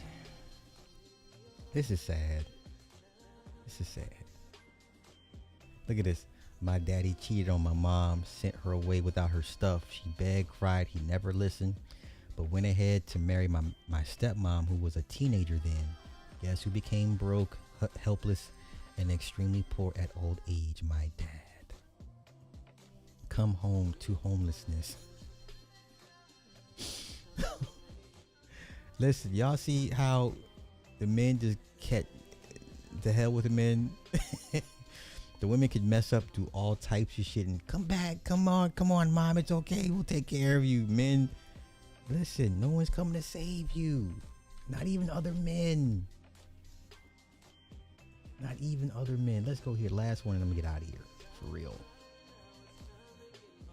Now, whether you agree with this or not, so let's go here. Let's go here. Okay, dear men, after almost 2 years of working as a nurse in a male ward, I can tell you 2 things I've observed. As a married man, the only person who's going to be by your bedside when you are sick is your wife. I repeat, your wife. On rare occasions, your kids will be there for a while, though. Only your wife can leave whatever she's doing to be with you. Your siblings may come and go, your friends may visit, but she's the only one who will wholeheartedly stay with you throughout your ordeal. The way you treated your wife when you were healthy always shows in the way she will treat you when you are sick. That's a bar. I've seen this pattern play out daily. You see those wives who are being treated well, doing everything they can to make their husbands get well. They disturb the healthcare practitioners, they cry, they rake, they go above and beyond to make their husbands get better. Well, the reverse is the case with the abused wife. Her laissez-faire attitude will be top-notch. You will sleep and wake up in your poo, you'll starve. She's just staying there for staying's sake. She will leave you in the hospital for like 2 or 3 days before returning from wherever they went to unwind. You will report to your people and they'll yell on the phone and still nothing will happen. One told her in-laws to come and cut her hands and place it on her husband's buttocks to clean his poo. What? One told her in-laws to come and cut her hands and place it on her husband's buttocks to clean his poo. What? You will do nothing. Your family will do nothing. You will be helpless. I know you must be thinking that you can revenge if she's the one on sickbed, but no, you can't. Why? Because you won't be the one taking care of her during her time in the hospital. You can't even bring yourself to sleep in the hospital. You'll employ the services of other people to do the job for you. Her people too will be there for her. What? Your children will be hovering around her. You think I'm lying? Try walking into any hospital. Compare the male wards and the female wards. You will have a clear understanding of what I'm talking about. Whenever I hear men brag about cheating and supremacy, I laugh. Do not dare your woman, for you will pay through your nose when the time comes. Hell hath no fury like a woman scorned. Treat her better. I get it. I get it. This feels like stirring the pot. Let's go here. As someone who's worked in the ICU, I can tell you this 1,000% true. You can always tell the man that treated his family well. And make no mistake, kids are watching. They may be too young to act in the moment, but when they get older, they can recall if a man hurt or made their moms cry. They remember if a man had abandoned them to struggle alone in poverty to fend for themselves. They remember the excuses and absenteeism from important milestones. I've seen sons, not just daughters, bathe their moms and make sure she was well attended to. On the flip side, a lot of the hospitalized men were asking for their elderly mothers to come. Like, sir, you're still calling for your mama? That's because he's made very few, if any, emotional deposits into families' lives. He's relying on the love his mother has for him in his time of need. So true. My dad had a massive stroke at 43. He lived for 7 years, died at 50. My mom took care of him all those years, advocated for him, loved on him, transported him, and still worked on between. He was a great man, father, and husband. Days before he passed, he managed to say thank you for her taking care of him. She said she would do it all over again. He felt that she's suffering in her body, and she heard him praying for the Lord to take him. He didn't want her to suffer pain physically from taking care of him. I tear up thinking about their love. My mother never remarried. She just couldn't see herself having that type of love again. Her soul was satisfied. She's 75 now. It truly matters. Wow. Okay. This is so true. Nurses at retirement homes, nursing homes, assisted living say the same thing. Part of the reason this happens, women and men build their relationships with others differently. And if you treat people bad, shaking my head, some children will not help their parents. Okay. This person says, you're a married man. Who else is supposed to be there?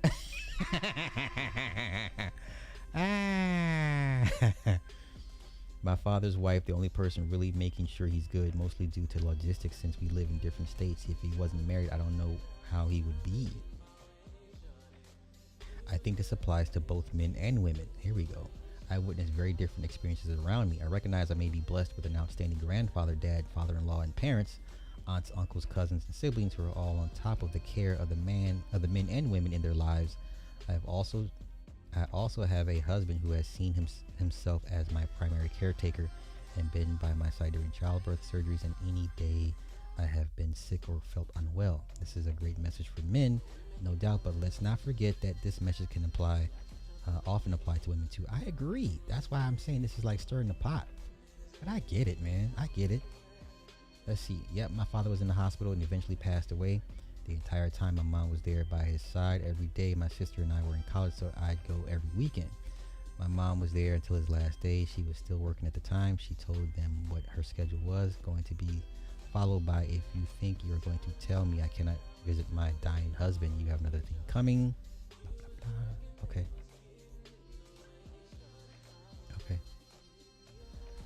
All right. Okay. All right, I've been on for an hour and some change. I'm gonna go eat, go tan, and hit the gym, and then I may come back later on tonight. We're gonna try to do this thought experiment again. So I have to retitle this live, come up with a thumbnail, because it's just a bunch of random stuff. So, okay, I'll see you guys in a few. Y'all enjoy the rest of y'all's afternoon. I'll do the same.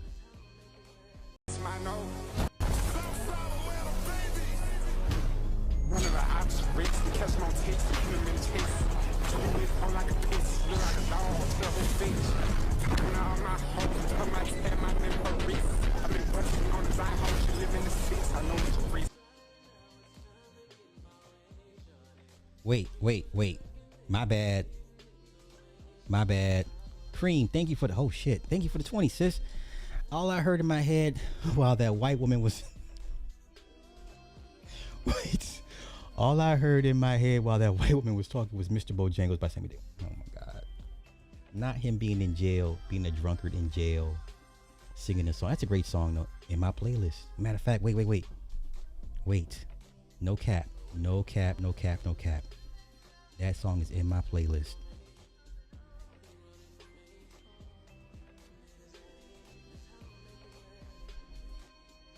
So you know I'm not capping. In my playlist, Mr. Bojangles. It's a great song. It's a sad song.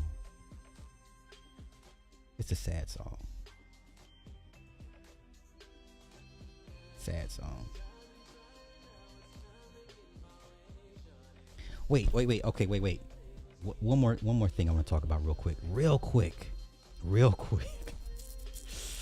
Oh, some of y'all's comments, I be dying my ass off. Cause it just be like, cause y'all be so serious. I'd be like, okay. So wait. Let me find it. Let's go here. Shout out to my man. Shout to homeboy. He said, this is my, talk. I asked the question, is Jill Scott a legend? Okay.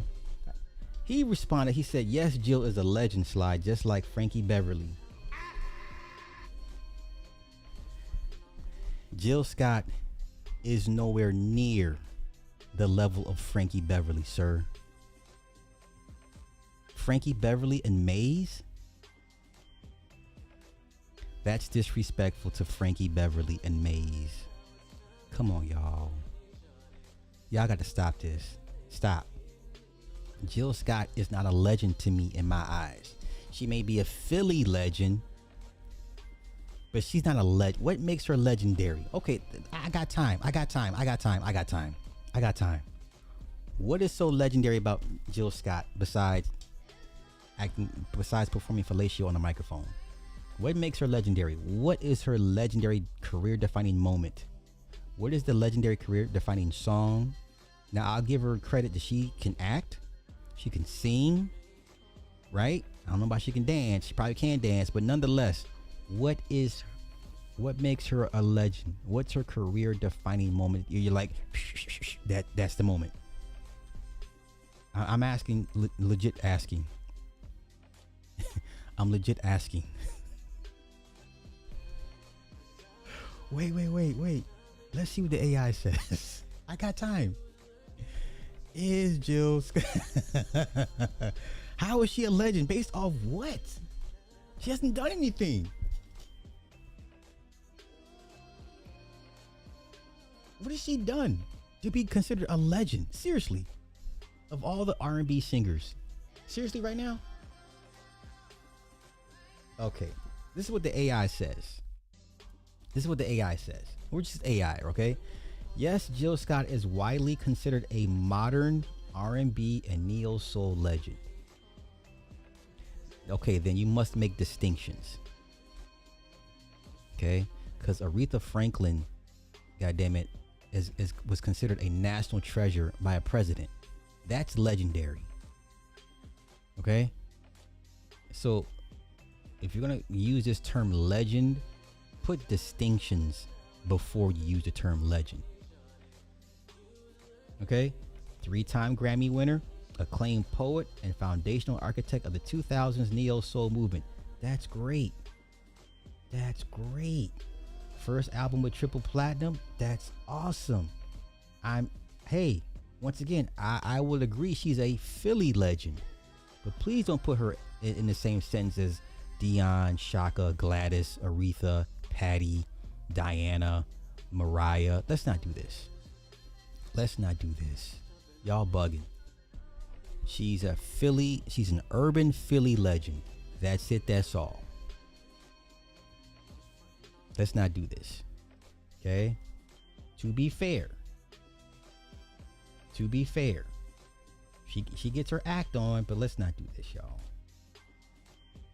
Let's not do this. Does she have a bunch of kids by a bunch of band members as well? Wait, you know what? I got time. I'm being petty, but I'm here for it. How many band members does Jill Scott have kids with, y'all? This is nasty behavior. Let's not do this. Okay. She's a child with one band member, former drummer, ex-fiance. What happened? So what happened? How you a former fiance? What does that even mean?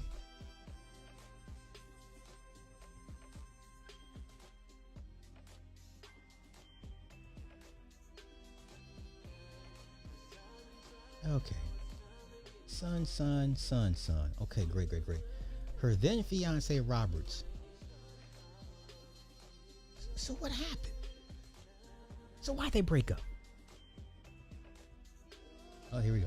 When you're having a baby, you're dealing with a lot of emotions, and I don't know how much of it had to do with us breaking up, but it happens. So was this an oopsie baby? That's what it's telling me, man. Like, okay, let's get married. I don't want my son to be a bastard, and I don't want you to feel like you're a single mom or whatever. So, come on, really? You had a baby and y'all broke up before the marriage. Like, really? See? Jill admittedly shocked to learn that she was pregnant with her son, since she was previously told it would not be possible for her to conceive. So this was a oopsie baby. Okay. This was an oopsie baby. This was an accident. This was like you're my favorite mistake. You weren't supposed to be here, but I'm glad you're here. Yeah? That's what that sounds like. That's what that sounds like. Okay, he's an oopsie baby. He's 13 now? Wow. Okay, he was 13 in 2022. So he's 17 now? He looks like her. He'll probably built like her too. Okay. She's an urban legend. But please put a distinction in front of the term legend, because some of y'all stop. Yeah, we need to stop this legend talk. Like, stop. She's an urban legend from in Philly. No. And to put her on par with Frankie Beverly? Oh, that's disrespectful. Come on, man. first 5 records you play at a cookout is a Frankie Beverly. It's either going to be the Commodores, Earth, Wind and Fire, Frankie Beverly. Who else? I don't know. Barcades. I was Zap. I mean, come on, man. Like, your first 5 records in the cookout is a Frankie Beverly Maze song. Please stop this shit. You're not playing no goddamn Jill Scott. Not till like the 50th song in the playlist. Not till you just. Okay, see, now you being messy. Yeah, oopsie baby. Yeah, Isley's. So, first 5 records in the cookout, Frankie Beverly, Isley's, Commodores, Earth, Wind and Fire, and whoever is your fifth group. Definitely not no goddamn Jill Scott. Yeah, that's disrespectful. She is nowhere near. She will never attain the heights of Frankie Beverly. Man, stop. Once again, give me that mainstream hit from Jill Scott. She doesn't have any. She doesn't. That's no diss to her. She got Grammys, cool. A lot of people got Grammys you never heard of.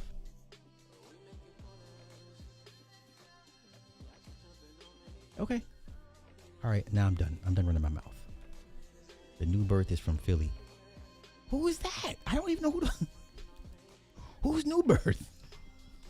I have no idea who they are.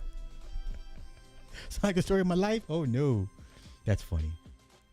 It's an I thought I couldn't get pregnant baby. Yeah, that's exactly what it was. And the dad was like, "Ooh, I thought you said you couldn't get pregnant." Yeah. R. Kelly. Okay, R. Kelly's number 5. Okay, makes sense. So we all pretty much agree. Jill Scott is in nobody's first 20 songs. The only song that I play that I'll go to is Family Affair. I love that record.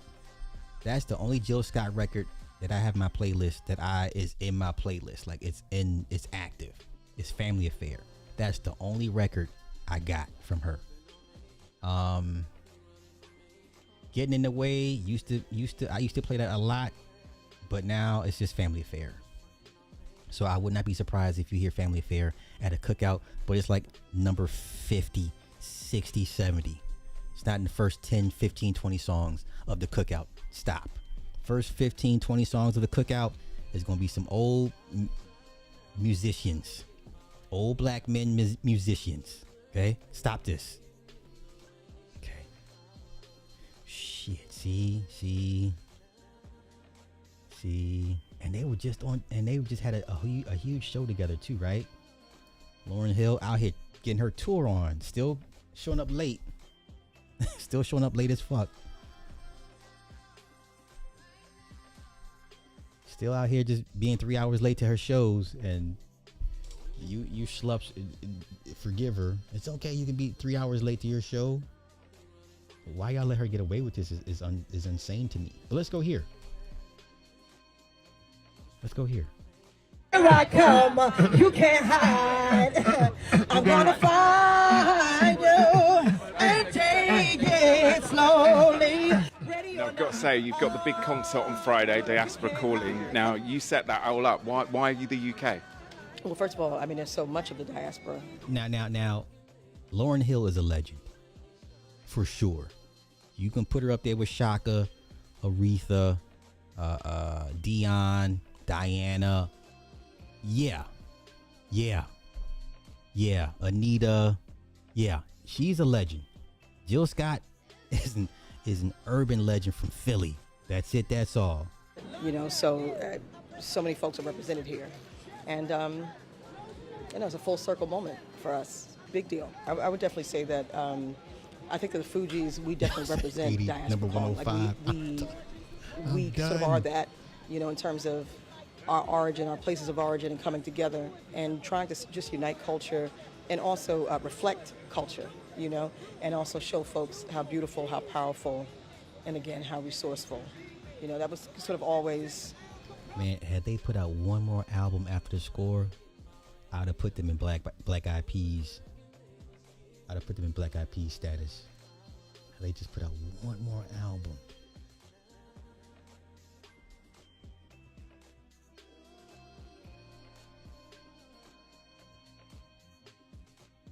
Well, what time do you think she's gonna come out? Girl, listen. We know and love her. Well, what time do you think she's gonna come out? Girl, listen. I'm hoping it's no later than 8. I'm hoping 7, like it says, but I'm willing to wait as long as it takes, to be honest. You gotta wait for a legend, you know? Knowing Lauren. Listen, I'm not waiting 2-3 hours for nobody. Now you being disrespectful to your fans. Your fans have lives. They have jobs. They got to get up and work. They don't left the kids behind to come see you, entertain them for a couple hours. At the very least you could do is be on time, or at least be an hour late. No more than an hour late. But this is disrespectful to the fans. And you know what? I fault the fans, because the fans reward bad behavior. I'm not waiting 3 hours for no fucking body. I don't care who it is.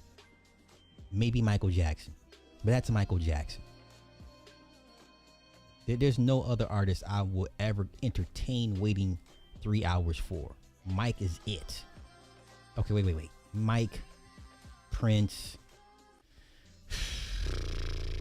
Metallica. You know what I'm saying? Like, I'm talking like.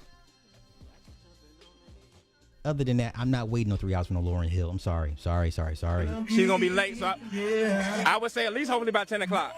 I agree. By 10. Charm City is one of a few stops Miss Lauryn Hill is making over the next couple of months, and we're here to check in with fans about how they feel seeing a living legend live. What's your favorite Lauryn Hill song or feature? Girl, you know you better watch out. My favorite Lauryn Hill song is her rendition of Can't Take My Eyes Off of You. What are you most excited about seeing her live here in Baltimore? I mean, she's a legend, so we never get the chance to see her every day. So, you know, it's good to see a whole crowd out here for her. I think I'm excited about the fact that it's a no phones event. I'm excited to share something so intimate, and it's going to be a you had to be there type of moment. So, of course, we're out here. First of all, that white man is a twink, and I got self-standards and self-respect. I'm not waiting for no. The only people I will wait for, most of them are dead. So no. Now if we're talking a rock concert, I'm willing to wait for a rock concert because I know I'm gonna get more than my money's worth.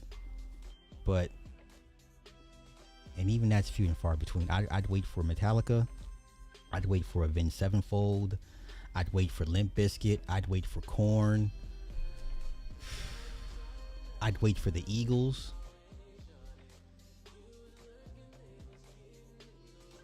I would have waited for Elton John. I would have waited for Phil Collins.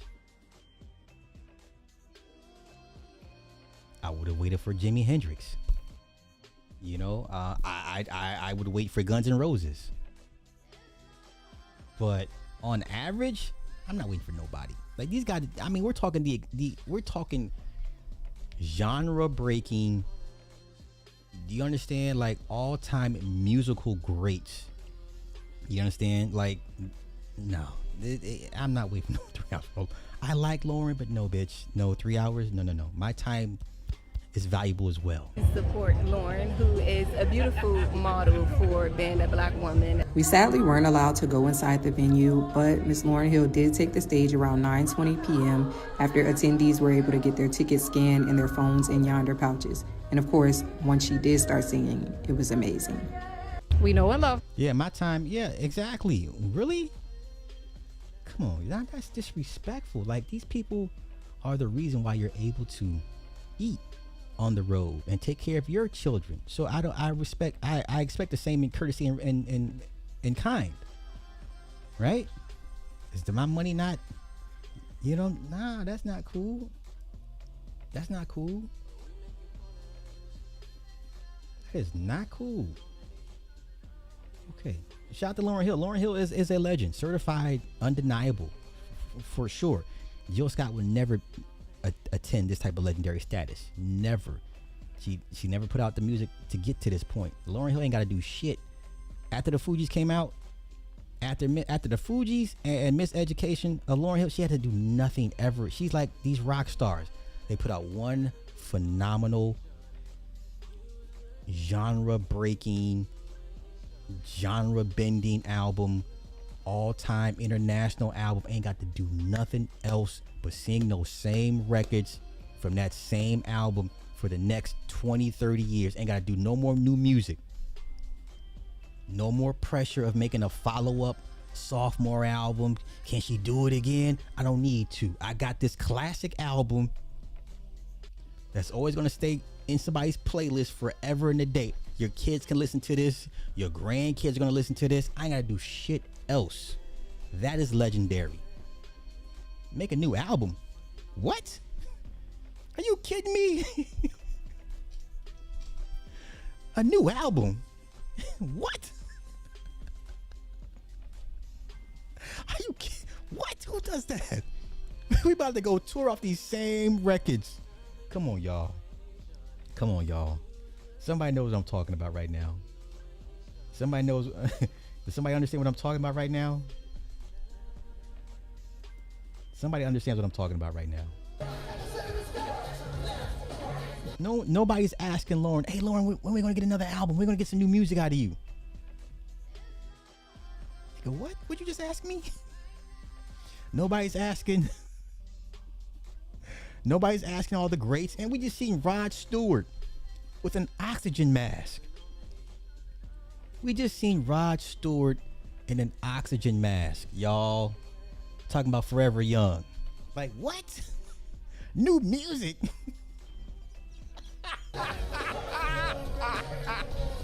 It was wonderful. We get the time back. We get the time back every time we do that. And you know what I hate? That Praz is locked up in a federal facility watching all this, and he ain't there to be in all this. I hate that for Praz. I mean, I grew up on that album. That album grew me. I was at her shows since I was 8 years old, looking at her on stage, admiring what she does. That made me want to do what I'm doing now. I want to always do my best, you know, in the music, because I came from greats and they didn't take it half, you know, they went fully. Lauryn Hill done had a bunch of babies by Marley's son. Jill Scott had an oopsie baby from a backup drummer. Come on, man. Come on. Do you see that there's levels to this? This woman had kids, you know, with one of the Marley sons. That family alone in itself, right? This woman done had an oopsie baby with a backup drummer. Man, come on. Stop this. Stop. And they made sure that they put their love and their every being into their music. Last time I saw Lauren was the same time which I'd seen Whitney. I think iconic really does. Like, it rings true because you don't know when you're going to see such great artists again. So this is something which we have to go to. Yeah. I'm here for everyone that's on the lineup, but specifically Erykah Badu and Lauryn Hill. Yes, Rod Stewart is 80 years old talking about If You Want My Body. Man, did y'all just see it? I'll play it for y'all. And I'm out of here. Hold up. This man, whole oxygen tank, out here shaking his little pasty ass for these people.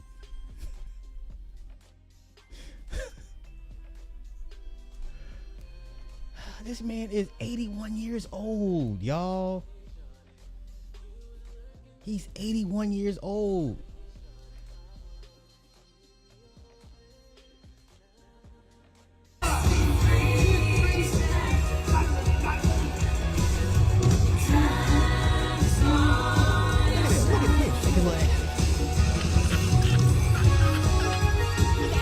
What a tank! Wait, look at what a tank! This is hilarious! I'm out of breath, mate!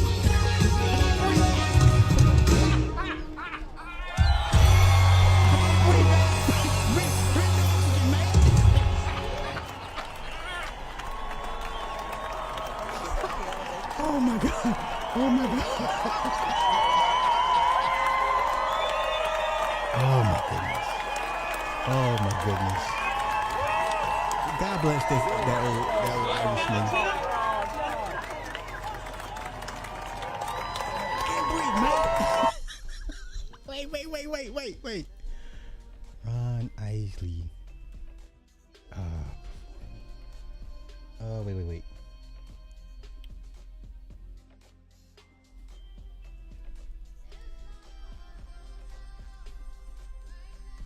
saw footage. Look at this shit here, man. Ron Isley. Nah, I'm not gonna lie, man. I don't want to see these people having to perform in their 70s, 80s, and 90s. I've talked about this with Frankie Beverly. I didn't like seeing Frankie Beverly in his last days have to go out there and sing. Like, this man's voice has been shot for 20 years. And he rest in peace to him, but he didn't. I hate that. I hope these people are touring because they want to, not because they have to. Okay? I don't want none of these people to have to die on the road like this. You know what I'm saying? Like, you should be sitting down with your grandkids. Papa, help me write this song. You understand? I don't want this for these people. Yeah, Charlie Wilson, man, just had 2 strokes. Back on the road. You're not even recovered from the and he out there performing. That's insane to me. That's insane to me. That's insane to me. Where's he at? That's Ron Ivy, y'all. Angela. Well. I don't want to see these people out here like this, man.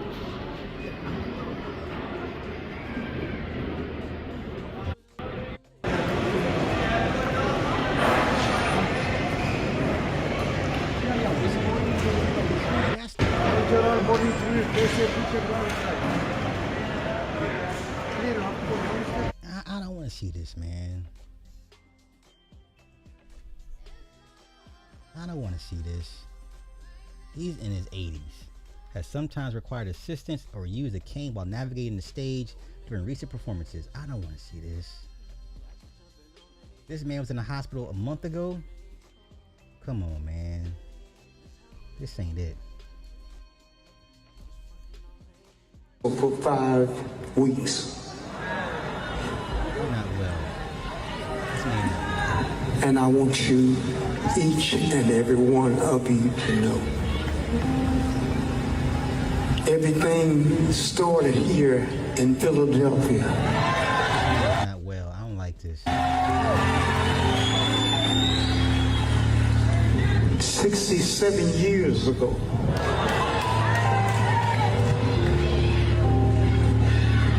And you're still here.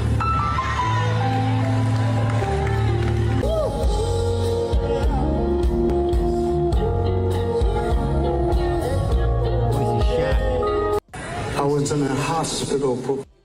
Voice is shot. Voice is shot. Did we see the Martha and the Vandellas? Was it Martha Reeves or Martha and the Vandellas? Who was singing the song at the baseball game, the national anthem? Shot. Voice was shot. Who was that? Was it Martha and the Vandellas? Somebody help me out. Voice was shot. Martha Reeves. Was it her? Okay, it was Martha Reeves. It was Martha Reeves. Man, sit down. Grandma, sit down. Let's roll this tape of the national anthem. Here we go. Oh, say, can you see by the dawn?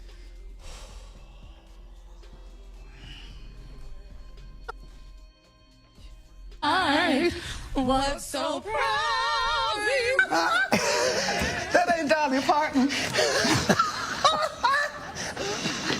What the? All right, what happened there? What happened there, Martha? I just want to sell records, that's all I'm telling you. That's what I want to do. I want to sell records. And I've had some wonderful times in my life. Was that one of them? I didn't see those girls until the music, wasn't no music. There was no music. Ma'am, now you blaming the white women. You are the professional here, ma'am. You're the whole professional. Ma'am, Come on, this somebody's grandmama. Until actually I started singing, and I turned around. Somebody put them there. Who did that? Ma'am, just sit down, me. Yeah, sit down, Mima. Papa, Mima, sit your asses down. Y'all had a great run. You'll never be forgotten. Your songs live on forever. But sit your asses down, man. All right, I'm done.